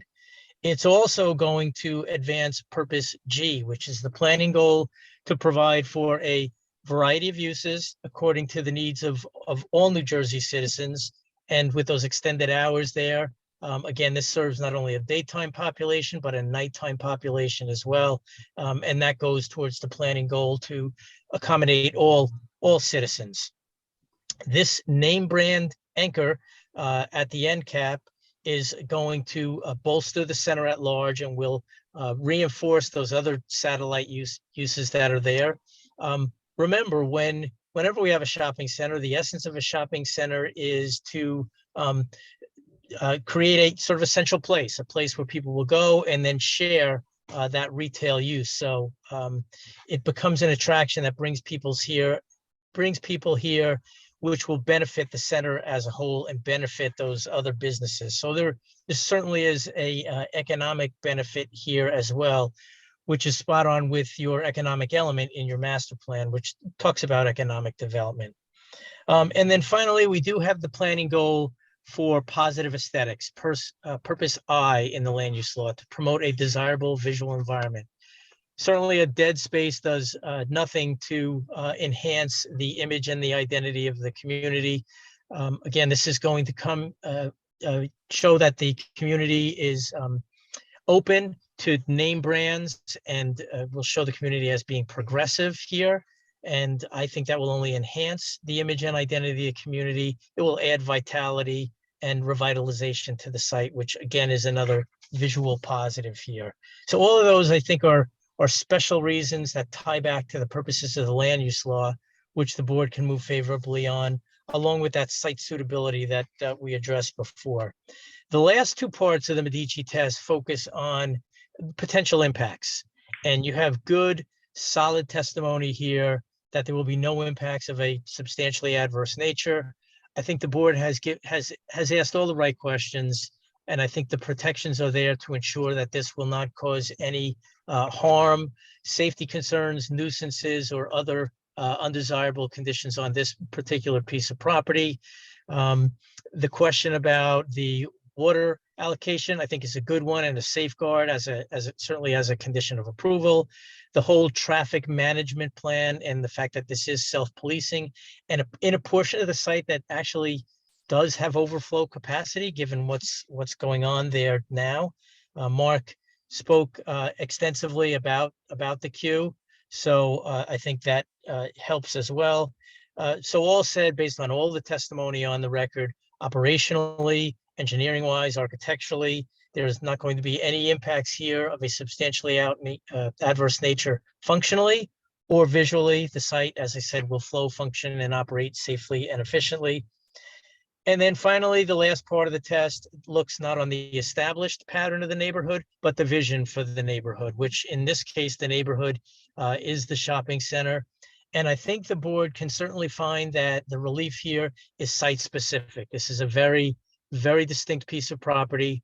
As I read it, you don't allow this land use anywhere in your community, so we have to pick our spots. And that's why the use variance mechanism is so good in our land use law and so appropriate here that it is site specific. And clearly, if the board were to move favorably on this application here, it does not set a precedent for opening either a pad site or another end cap somewhere else. Each application will stand on its own merit. And here, again, you have a clear-cut retrofit that adequately accommodates what the applicant is proposing. Also, again, your economic element has an aspect of viability to it. This was a bank end cap. The FDIC tells us that for every 1,000 bank branches that are opening, 3,000 are closing. That's what's happened here. The obvious choice would be to refill it with another bank, but we're seeing more loss than we're seeing gain. So I think there's a practical difficulty in doing that. And the appeal of this application is that it's real. This is a real, legit name brand here, ready to take the space. And I think that's better. It's better to have the bird in the hand than to wait for one to come along, as they say. So that said, I believe all the aspects of the Medici test are met here, parts 1 through 4, and that's the main relief that the board is being asked to move on. Ms. Green, as always, has given the board a good, I'll say, menu of relief that the applicant is seeking here, or a list of relief. She starts on page number 2 with the use relief and then continues on to page number 3 with the list of the interrelated bulk relief. I'll pop through them very quickly here, and I can certainly come back in more detail. But the first C relief that the applicant is asking the board to move on is for that very slight uptick in the impervious coverage that Mark spoke about. We're going from 65.6% to 65.6% and a couple of decimal points in there, but it doesn't even raise up a full decimal point. So really innocuous. And I do think I heard Mark say that we may even be able to balance it out so that there's no increase. Next C variance relates to the parking. The applicant is proposing to reduce the overall parking supply on the site from 1281 to 1279. So that's a drop of 2. But again, I'll rely upon Mark's photograph to show that parking is plentiful in this portion of the center, and also what we observed on the property today, which unfortunately I'm not going to show you or you may lose me again. The next relief relates to the aisle width of 21 feet versus 25 feet. That really is design related and falls back on the engineering testimony, again, that the site will function safely and efficiently. There's a bundle of relief related to the wall signs. I'm sorry, to the signage. First, the variance for the sign type. The ordinance permits wall signs, projecting signs, ground signs, freestanding signs, and covered walk signs in the commercial north zone. We have 2 Wendy's enter directional signs that are going to be navigation aids, and again, help demarcate the entrance into this portion of the facility. Relatively small, tasteful, simple, certainly not going against the grain of overbranding or creating visual clutter or visual overstimulation. These are going to promote safety and efficiency.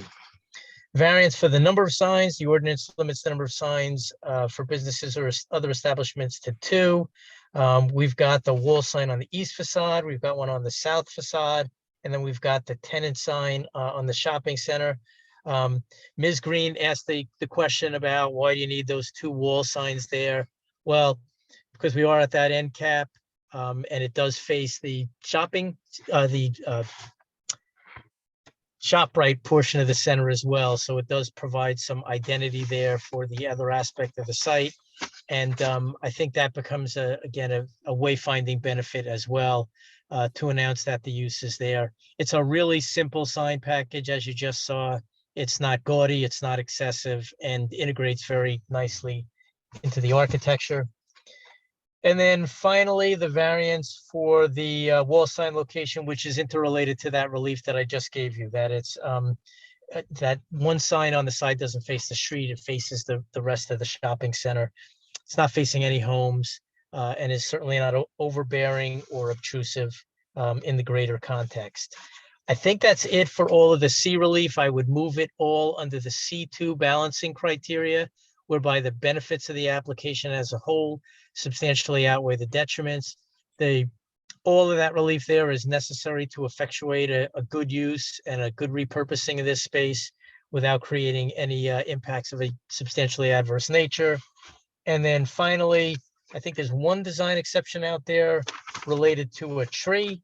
I'm not sure, Mark, if we made that go away, but to the extent that we have not, the essence of the design exception proof is to provide for a sense of reasonableness and appropriateness. Applicant is working with existing space, not clearing a forest here, but just, again, very modest in terms of removing one tree and not relocating it per se. With that, I think I've said enough. Sorry I lost you all before.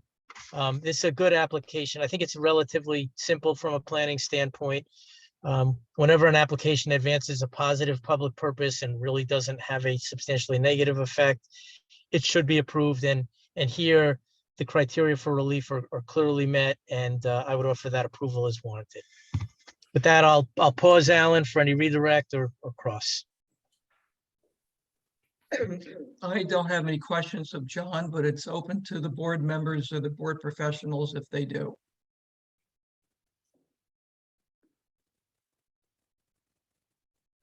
I thought we had testimony that by moving the curb and doing away with the crosshatch area, there was no further need for a C variance for impervious. Wasn't that what I heard? Yes, that was proposed. By Okay, Mr. so Lieber, then, so that goes away. Right. Take that, the less variances, the better. I will take that stipulation and run with it. To further Mr. Dallas's point, because of that additional impervious coverage, I would urge you to plant one tree and eliminate the design waiver. Uh, I unle- agree. Unless otherwise corrected, so stipulated. I'm waiting for Mark or anyone else to intervene. The waiver is withdrawn and you'll plant the tree. I was gonna say, the tree will be replaced. That's correct. Thanks. I'm sorry, what was the C variance? I'm sorry, what was the C variance that we're eliminating? Because I'm writing as fast as I can here. Impervious. Impervious Yes. coverage, Mr. Gibbons. Okay. Sorry about that, Mr. Gibbons. And if I went too fast, I can go back to any of them, but I think that was, I'm referring to page 3 in Ms. Green's report. It's the very first variance, number No 1. problem. No, that's all right. I received Ms. Green's report. I did not receive Mr. Wisniewski's, so I'm scrambling as best as I can. And I think we're all right. Now, as long as I know the impervious surface coverage variance is gone, then I'll work from that. I have a lot of notes on that. Alan, Yes, will we see some type of landscaping plan? There was a lot of talk about adding flowers. There was talk about adding green, an evergreen. We are now reintroducing the tree that's taken out. There was testimony given about the basic eyesore that exists today and how this is going to be a real step up. I think to really complete that effort, some nice landscaping would be in order.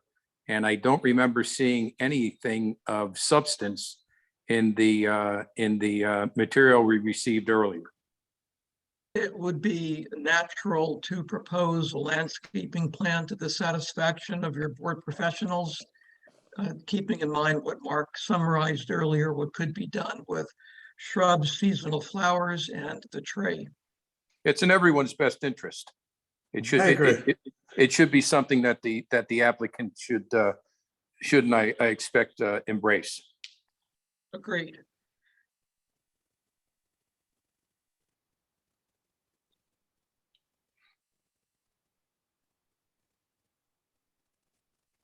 Other comments or questions? Yeah, I have a question about about that sign in the front part of the building. I don't know how comfortable I am with that running all the way down to ground level. So basically, it's blocking part of the front of the building. This is sort of going back, Mr. Chairman, just to clarify, I guess, this is going back to the architecturals, talking about that red panel Right. that's going to enclose the 8-foot width of the facade. So Right. I guess that's trying to match Wendy's branding, but maybe the architect could speak to that. Sure, I can speak to that. So if I share my screen again.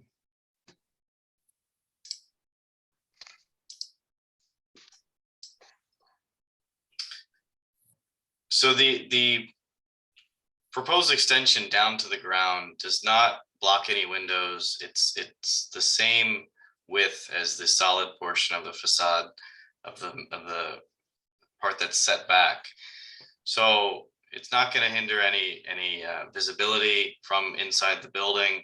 It's simply just extending the solid part that's further back, just out to the curb to give us that branding element.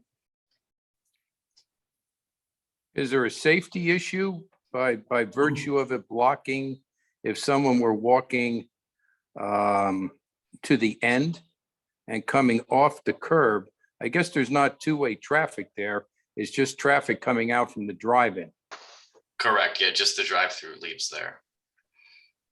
Right, and Mr. Dallas, just to clarify, since we don't have the site plan up here, the site plan actually proposes a pedestrian crossing warning sign for people walking across the street to the parking area.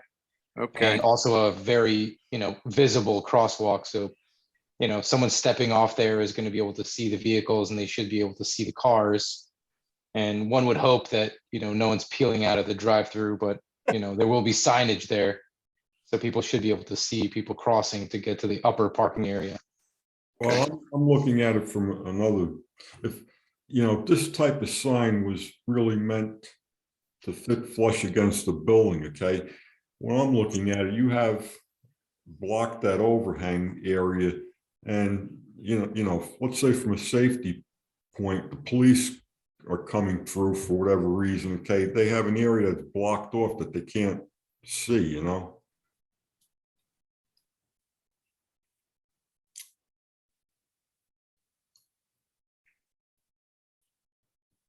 I guess it's blocked from the front for visibility.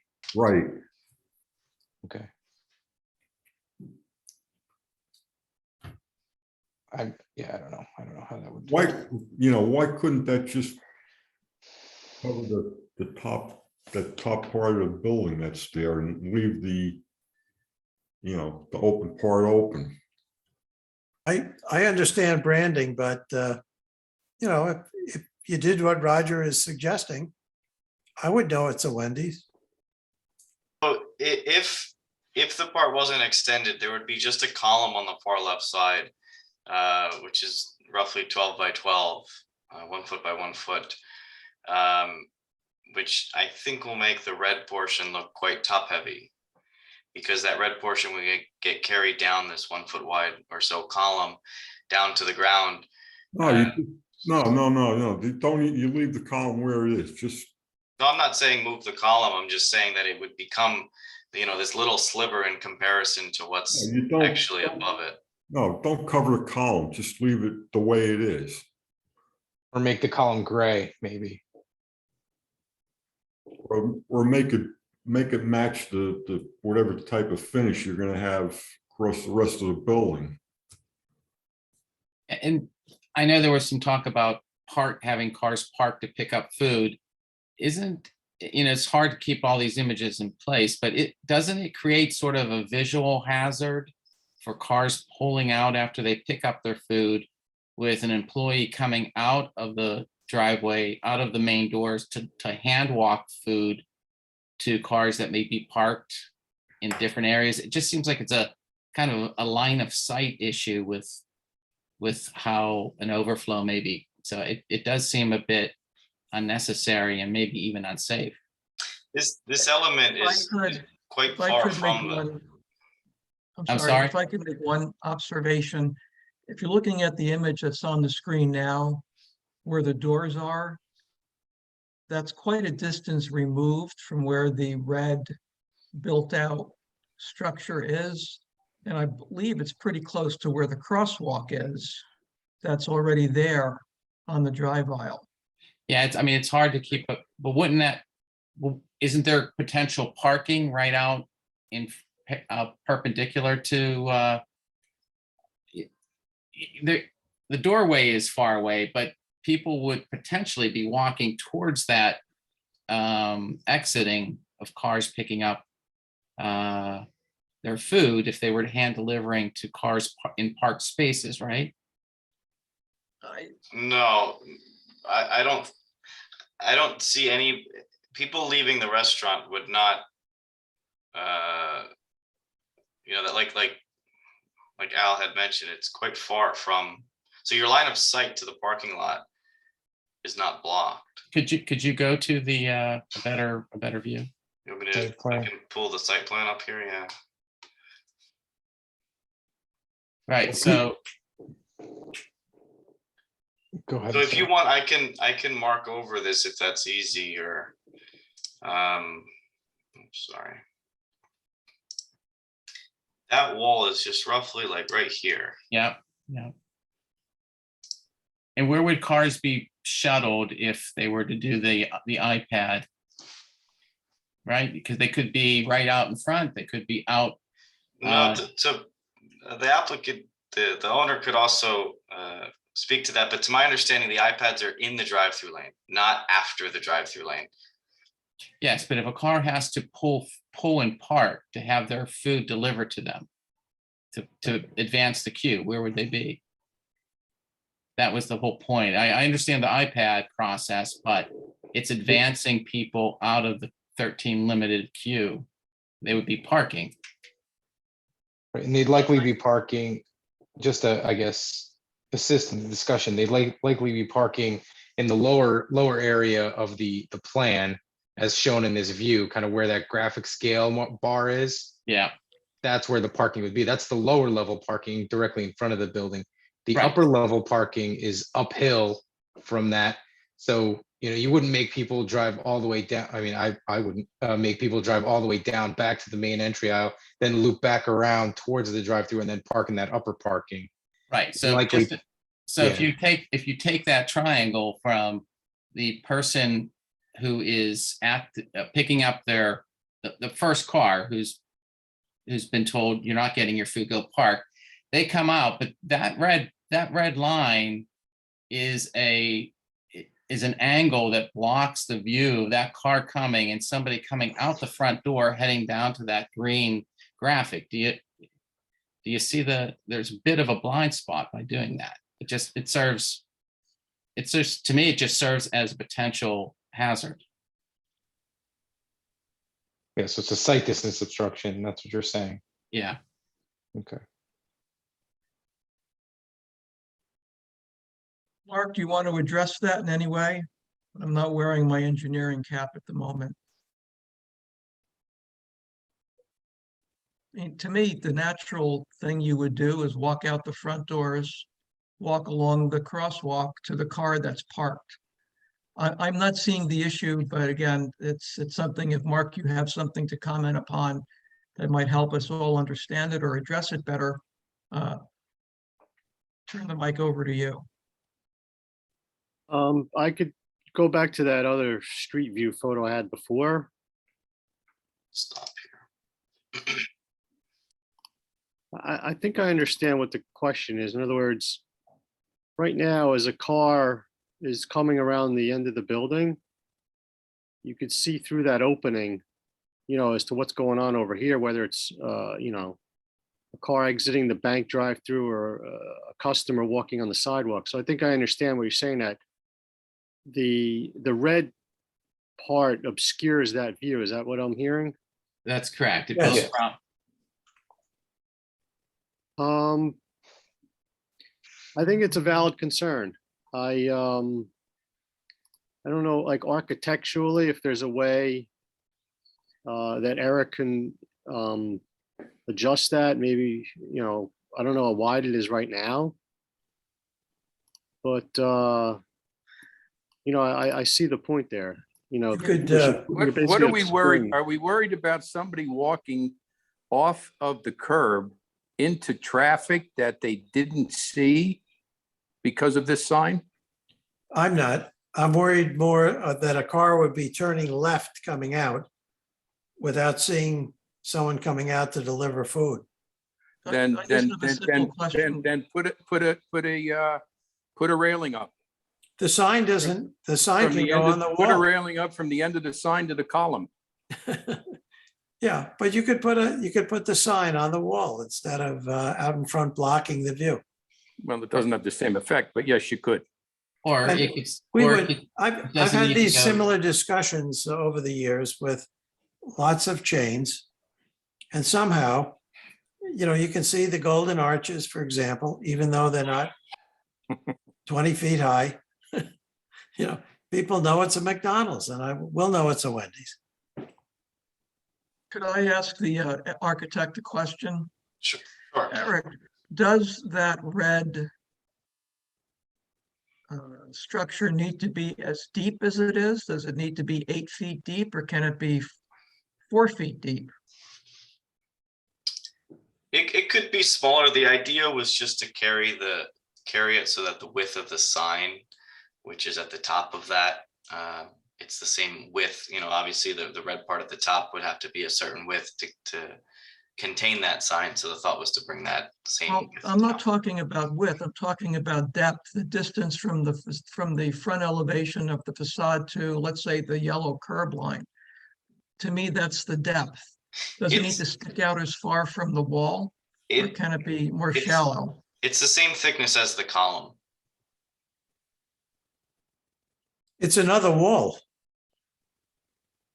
I would take the sign down altogether and put it on the wall.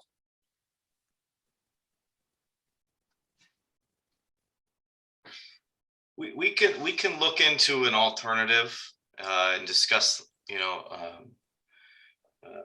that with the brand. I think, you know, keeping the sign up at the top and leaving the column as is. I think that's okay. The thing that's going to catch your eye is the red. Correct. Right. So, you know, to me, that whole bottom part is, you know, it's a waste of material. Plus it's, you know, it's blocking a view.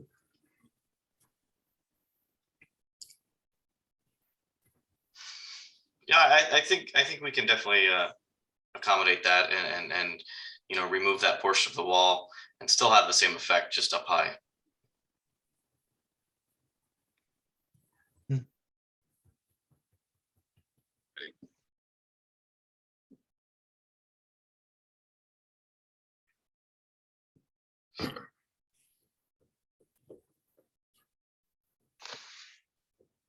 I'm going to close this window.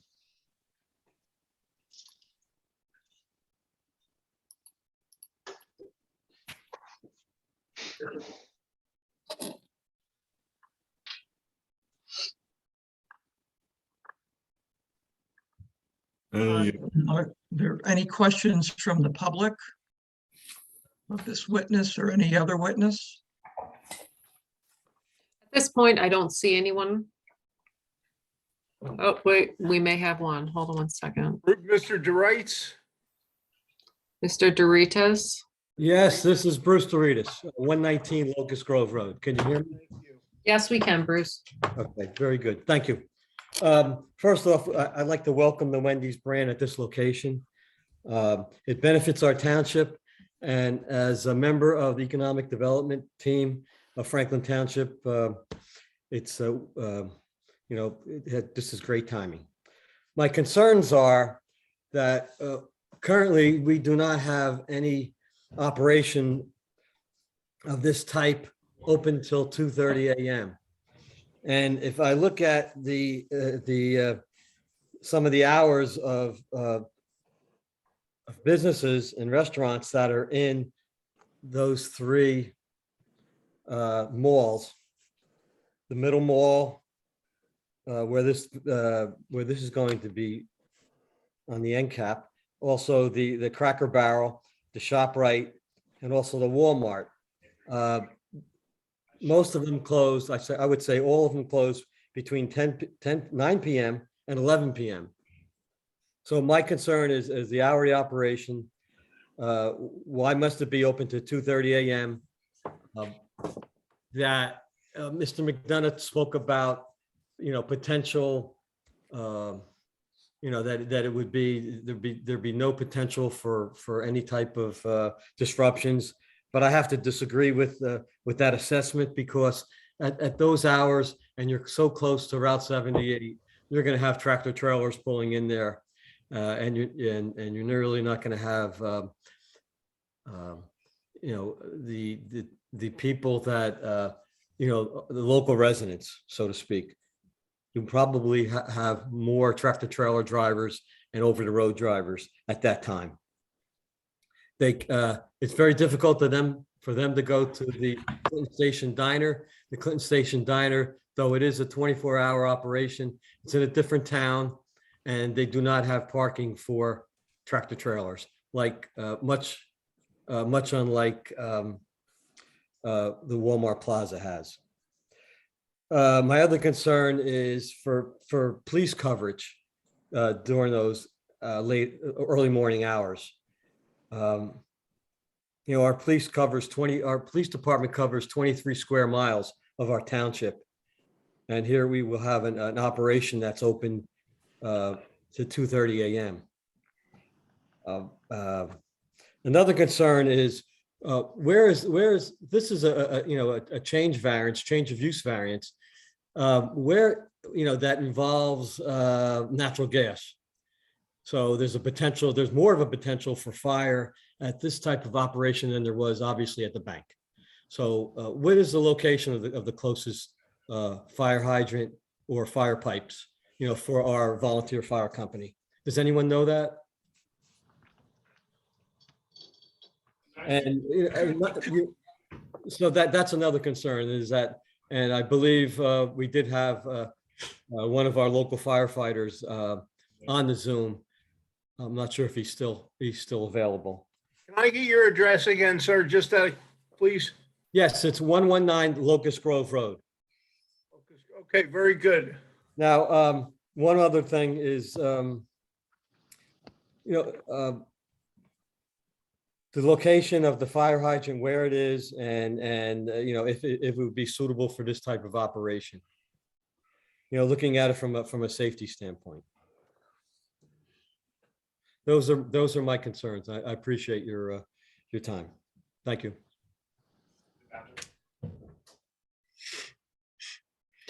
We have another person, Jim Parker, who would like to make a comment. Yes, good evening. Can everybody hear me okay? Yes. I have two items. One is more of an observation and the other is Mr. Parker, could you give your address, please? yes, I'm sorry. It's Jim Parker, 255 Oak Grove Road, Pittstown. Okay. Oak Grove Road. Yes, the observation I have is dealing with that Excuse me red. 1 minute. Mr. Gibbons, if Mr. Parker is going to give a statement, shouldn't he be sworn? I believe that's correct. If it's a statement rather than a question, you should be sworn. Mr. Parker, It's not really a statement. I have just an observation and a clarification I would like to have answered. That sounds like a question. Well, to be on the safe side, Mr. Osler, I'll take care of this. Mr. Parker, to be on the safe side, I'm going to ask you, would you show your video and unmute yourself so I can swear you in? Yes, I'll try. Please do. That'd be great. I can't get to, okay, here it is.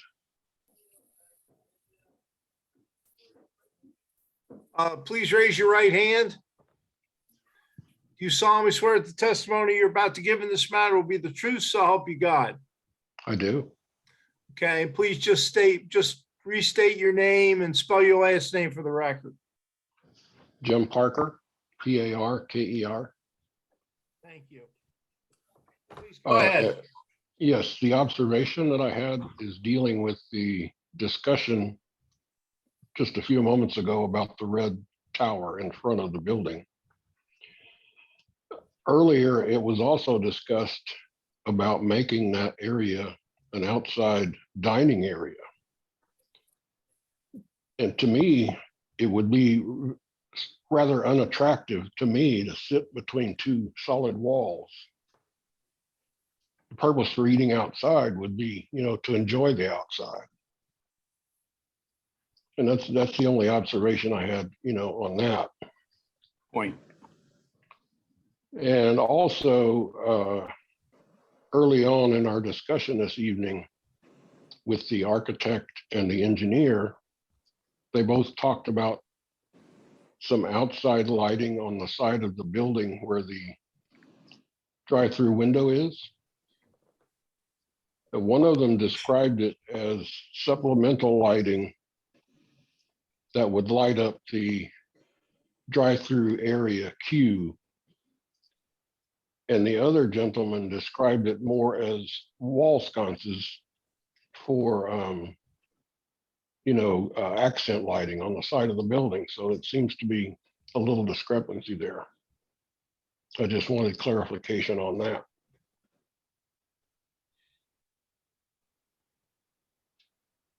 I'll answer the question. We're going to provide wall-mounted lighting to, meet the requirements for minimum foot candles on the surface in that area. So while there will be some sconce lighting that's decorative and architectural, it's probably going to need to be supplemented with fixtures mounted above them near to the roof line. And that lighting won't interfere with the, it won't be shining in the driver's eyes as they come through the window. No, the types of fixtures we use now are directional LED fixtures. They're what's called dark sky compliant. Obviously the light source has to come from above, but it's going to be higher than the driver's eye level, so it wouldn't be a distraction to their visual. Okay, thank you. That's all I had. Thank you.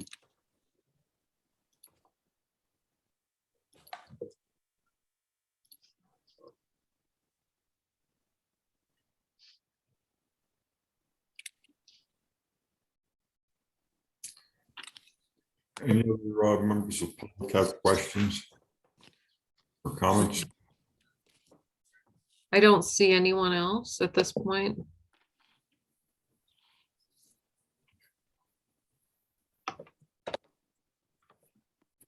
All right, and the applicant has no more witnesses, right? That's correct, Mr. Chairman.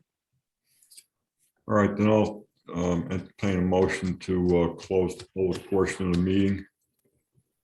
So moved. Second. Was that Jonathan A?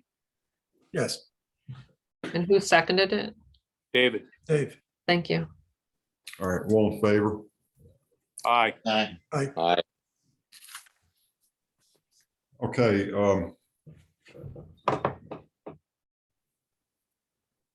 I think we need to discuss. I think we have the issue with the sign in front of the building squared away. We're gonna, eliminate that bottom part so that we keep that overhang part open.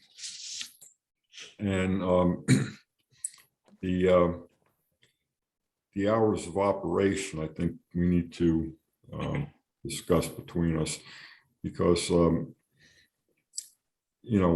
when I first heard they were proposing till 2:30 in the morning, I feel that's excessive. I would be more in line with, like 11 o'clock at night. I don't know how the rest of the board members feel about this. Excuse me, Mr. Chairman? Yes. Yes, we need to take one step. Were there any final statements from the public before the applicant summarizes its case? Are there any statements from the public with respect to the application in general? I don't think so. I don't believe so either. But I wanted the record to reflect that we checked. I did. I asked if there were any more comments or questions from the public, and there weren't. All right, very good. You're going on. Please proceed, sir. Okay. So I don't how does the rest of the board feel about the proposed hours that they have? I'm a little concerned about the hours, simply because I think at 1 o'clock in the morning, that is when you'll get the tractor trailers coming in. They shouldn't have too much trouble parking. There won't be any cars there. But is that really what we want at 1 o'clock in the morning, is a tractor trailer stop? They can't go through the drive-through. Well, that's for sure. If somebody could bring it out to the truck for them. They have to walk the drive-through. Did the applicant say that the indoor dining was closed at 11, or did Yes. Yes.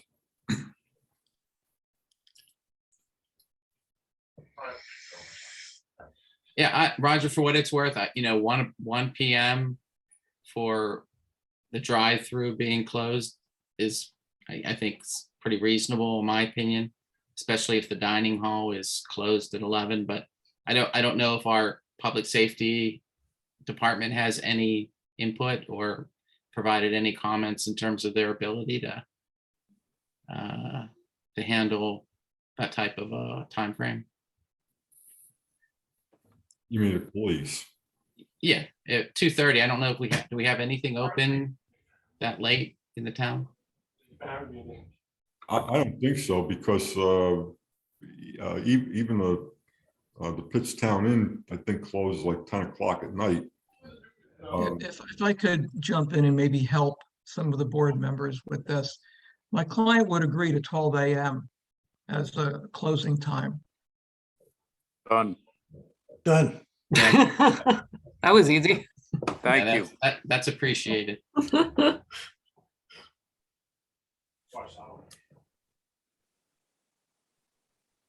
Does that mean the dining area would still close at 11 o'clock? I would assume so, but could you answer that? The attorney? He hasn't proposed any change to the closing time inside, so I would take that as Okay. what Thank he's you. agreed to.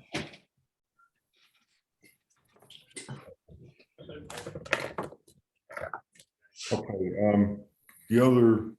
I think the other issue that we had was that drive-in section.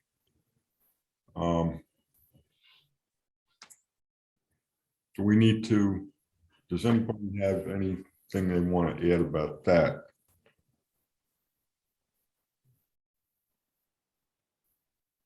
The drive-in area where you placed the order, Raj? Yeah. Well, we did away with the impervious variance need. They'll take out the hash marks on the existing pavement and move the curb to the end of the radius and put that back into grass planted area. Landscape it with flowers, something with color.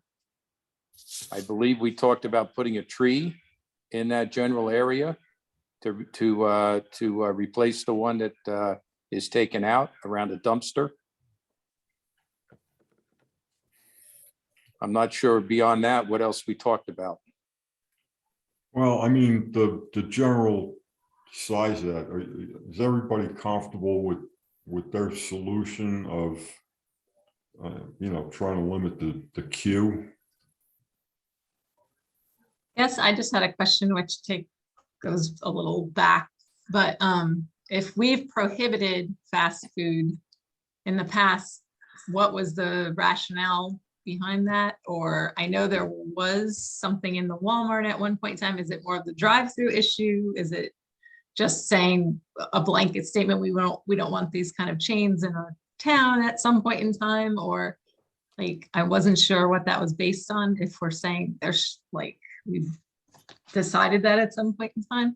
I believe that the whole point was fitting in with the character of the town. Okay, yeah, that was what the history of that was at one point, I guess. It was also, Raj, wasn't it more expected that it would be a standalone freestanding building Yeah. with all the area and garbage and everything else that unfortunately typically has with it? Yeah, that was part of it. I guess my other question is, do we have kind of the projections of what they're expecting most of their customers to be doing? It looks like a pretty limited indoor seating. So are they assuming most of the customers are going to use the drive-through, and is it based on that, or any kind of research done I guess within the chain of how that usually breaks up, like what percentage of people actually come in versus drive-through. And I know recently in the last few years, a lot more people do the drive-through, but like if it's already undersized, maybe, and you're expecting a large portion of your business to come through that, that's where my concern is. I think either the owner or somebody would have to address that. I can certainly recall either Mark or Nirav to answer the question. Yeah, yes, Alan, I can take that whenever you are ready. Yeah. come on. So yes, so on an average, between 50 to 70% of business is to drive through. Obviously, post-COVID things change. We have a lot of digital, deliveries also. So we have Uber, Grubhub, DoorDash, and mobile pickup orders, which normally come in dining to pick up. So that reduced the drive-through stack. So now we have the actual customers that are really wanting to order in the mobile, in the drive-through, only get into the drive-through. Those who have ordered on the phone or those who have ordered on the through the Grubhub, DoorDash, Uber, or they all come in the dine-in for their pickup. So it's kind of now, split between the actual users coming through the drive-through for the ordering, or others come in the in dining for the pickup. So that's why if you see the plan that Eric shared, we have kiosk also. So we want to have more digital platforms for the customer and ease of ordering, so they can be easy in and out. Yeah, I guess what you're saying is that the way people are utilizing that type of restaurant is now changing. So years ago, where you would have more people come and sit down and eat, you have more going out now. Yes, yes. I mean, I would also suggest that what we would hope for the owner is that it works. And I would also suggest that the owner hopes that it will work, or he wouldn't be proposing it. So if the owner has some data that would show that we would have a queue extending out into the access drives, I think that should be presented.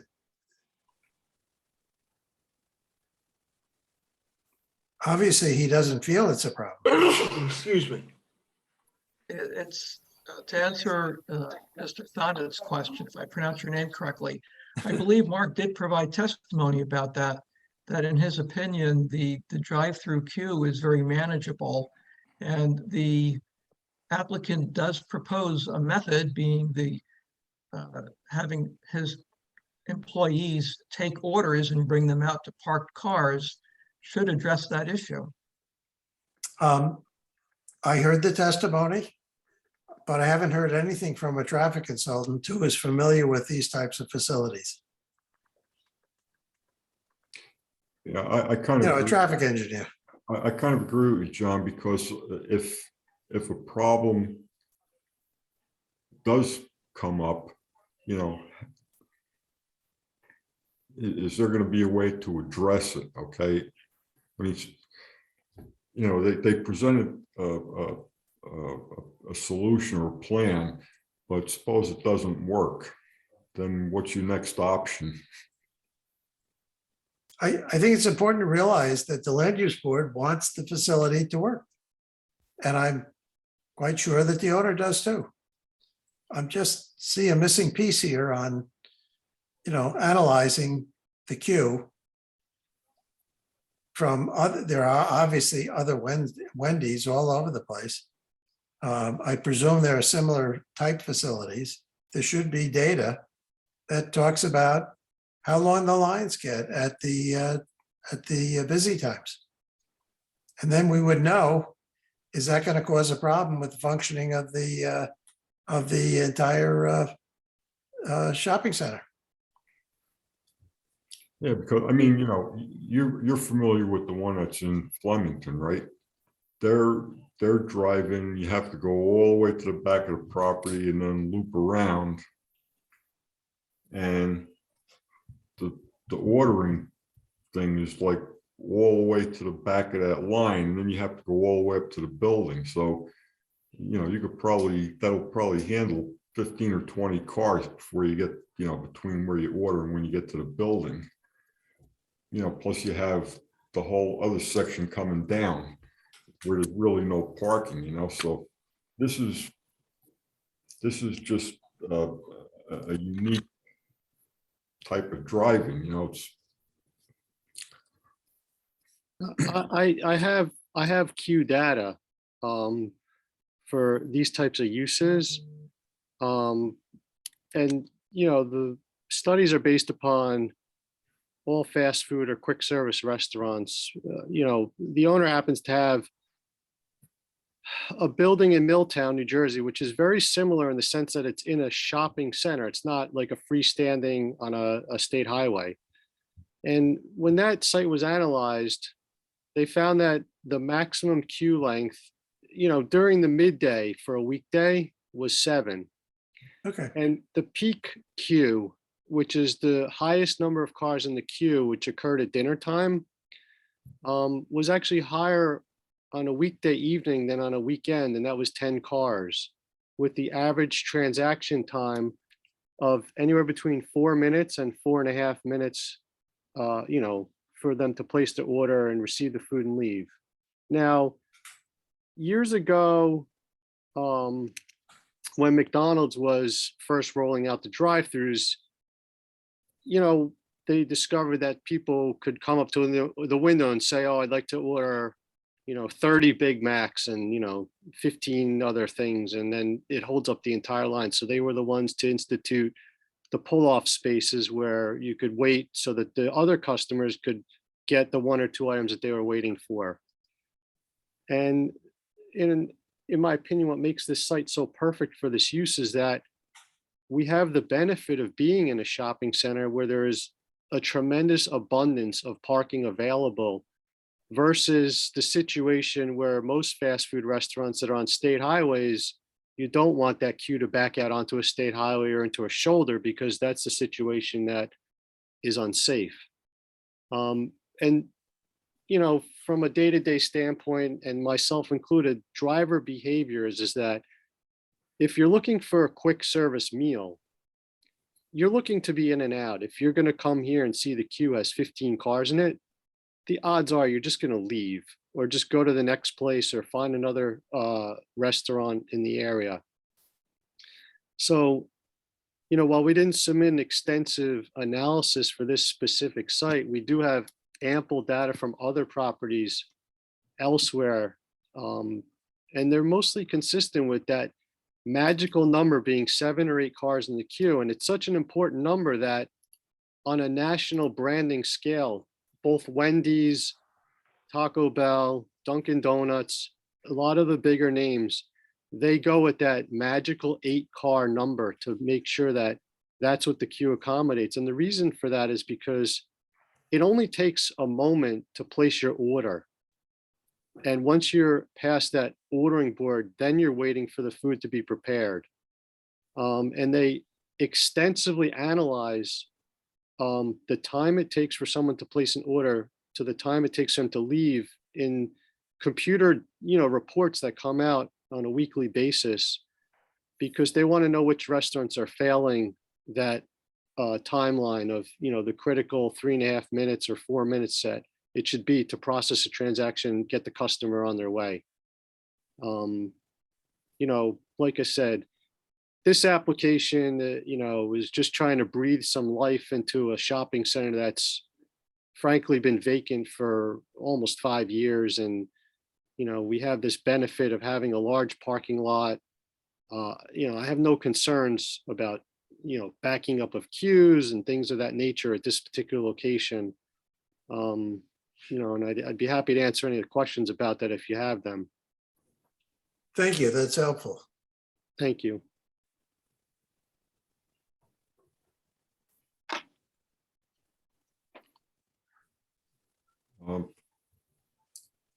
Does anybody else have any issues or concerns with this application?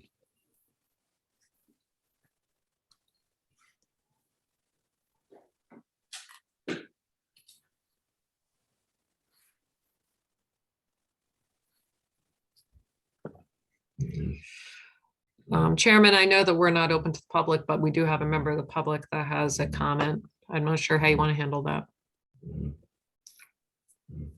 Well, I did close the meeting to the public. Yep. And I don't want to break precedent and reverse myself on that.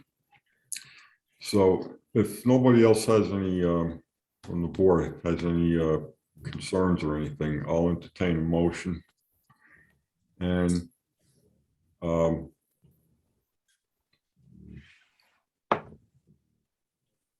make the Are motion. you going to move that we vote tonight? Because I feel like there's some outlying or things that are still hanging out there that we probably would want to see. Okay, go ahead. Let's hear about it. Just like the landscape plan, if we did any other traffic information that we're looking for, the redesign of the architecture, the schematics of the HVAC and things on the roof, screening. I mean, I think a few things came up throughout the whole meeting and just was wondering if we should go ahead and vote without seeing any of that. I agree with Jennifer that there have been enough things brought up that it would be good to see on paper the responses of the applicant before voting. Carry the application for a month to give the applicant an opportunity to respond to the many concerns expressed by the board. Correct. That would not be unreasonable or unusual. Okay, so the issues then are the landscaping, the sign, the traffic in that queue for the drive-in. Roof screening, Raj, The what screening? roof screening. Roof screening? Yes. To the stuff on the roof. The HVAC, yeah. Oh, okay. Okay, what else? The sign details, Mr. Chairman, we haven't seen those yet to confirm they comply with the code. A lighting plan. Yeah, landscaping and lighting proposal. I was gonna add plans for landscaping and lighting. Yeah, okay, so we said landscaping. Oh, and lighting, right. Lighting, yes, sir. Darlene, when you ask about the sign, specifically, which ones are you referring to? So we're clear on this. The wall signs and the directional signs, we have not received any details to know if they comply with the size, what their illumination is. Yeah, You there's have no dimension. requirements- Right, no dimensions. We have nothing on the projections. You have specific standards about depending on where they're mounted, how far they can project from the wall face. Right now, I can't tell the board if they comply with any of that. Darlene provided a very detailed report of all the things that haven't been provided, not in a negative sense, but just that in order to render a professional decision and give this board the guidance it needs, sometimes you need exact information. I would recommend that the applicant comply with all the questions that Darlene posed in her report and get it on the plans. Also concerned about trucks and circulation in the area of the site. So just want to touch all the bases. Excuse me, I thought we had addressed site circulation already. I'm not clear on what the question is about truck traffic. I believe we have as well. I don't think there's any question, at least not in my mind. All right, that being the case, okay, better that I raise it than because my notes indicated it seemed like it was open. No, I think, I think the testimony was that from the engineer, that based on not just Wendy's, but other fast food places, that the typical queues are, like 8 cars and sometimes a maximum of 10. If I'm mischaracterizing that, please correct me, sir. I think we were talking about truck circulation. Right, from the delivery and. Yes. delivery Oh, for and- the trucks. Right. Yes, okay, I'm sorry. And I believe that issue's been put to bed. I could be mistaken, but I don't think there's any further discussion on that necessary. Yeah, my belief was that that was taken care of too, because deliveries are supposed to take place, in the early morning. Right, when no one's there. Right. Mr. Chairman, would it be appropriate for me to offer up a motion to carry this meeting until next month? And we get the rest of the data and we rely on our professionals to work with the applicant's professionals to get us everything we need? Yep. So moved. Second. All right. Well, all in favor? Aye. Thanks, David. Aye. Opposed? Any abstentions? Okay. I guess you guys have some work to do, and we'll see you in July. And, would the attorney please make an announcement that the meeting is carried to whatever the date is, if the board secretary could state the date, and that no further public notice is required? Catherine, what's the date of the next meeting? 13th, July 13th, July, Wednesday, muted. July 13th. You're muted, Catherine. okay, all right. Members Yes, of the. July 13th. All right, very good. Members of the interested public, you're hereby advised that the present application has been adjourned to the board's July 13, 2022 regular monthly meeting. No further notice will be necessary, will be provided. And you may reappear, well, I presume it'll still be Zoom. You may reappear on July 13th if you wish to participate and be heard at that time. Again, there will be no further notice, no further notice provided, and the meeting is carried for a period of 1 month. Okay, thank you. Have a good evening. Thank you. Thank you. Thanks, Alan. Thank you.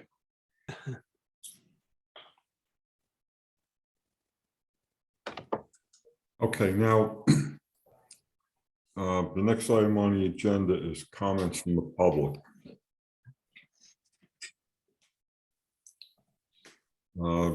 Frank Toda, do you have a comment? Yeah, I guess my comment actually was going to comment regarding the application because I had a question / suggestion, because I am actually very supportive of that business being there and trying to figure out how to make it work.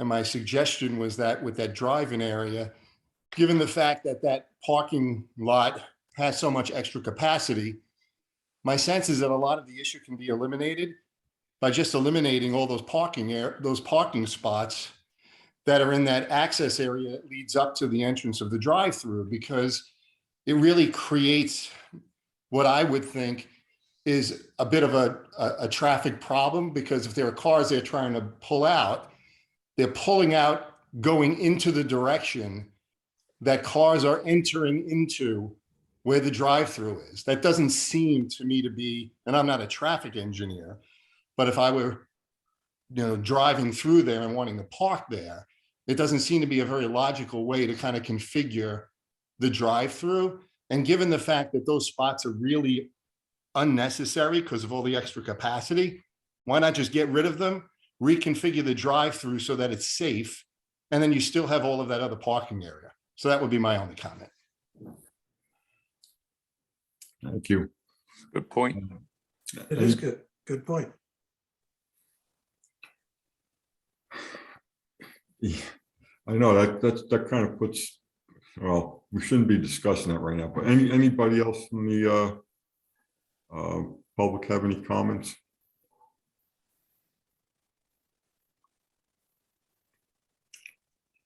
All right, anybody, any board members have any comments on any non-agenda items?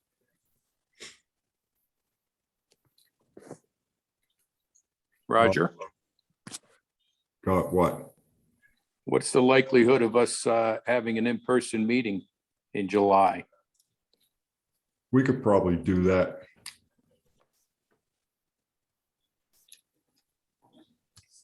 I just think it's a little easier, a little less stressful. And I think it's a little more fair to the applicants than dealing with all these technical issues, which we seem to have more than our share of. Well, actually, I think today was the first time we really had a problem, but you got it straightened out. Catherine, Yes. did you want to make sure you had everybody's contact information? Yeah, if everyone can just shoot me an email with their phone numbers so that I can reach you in the event of, trying to figure out if I have a quorum or something like that. So that would be super helpful. Okay. Thank you. Anybody else have anything? Is it time, Roger? It's time. Motion to adjourn. Do I have a second? Second. All in favor? Aye. Aye. All right, listen, I just want to wish you all the guys out there happy Father's Day, and we'll see everybody in July. Thanks, Roger. Thanks, Roger. Bye. Have a good night, all. Bye-bye.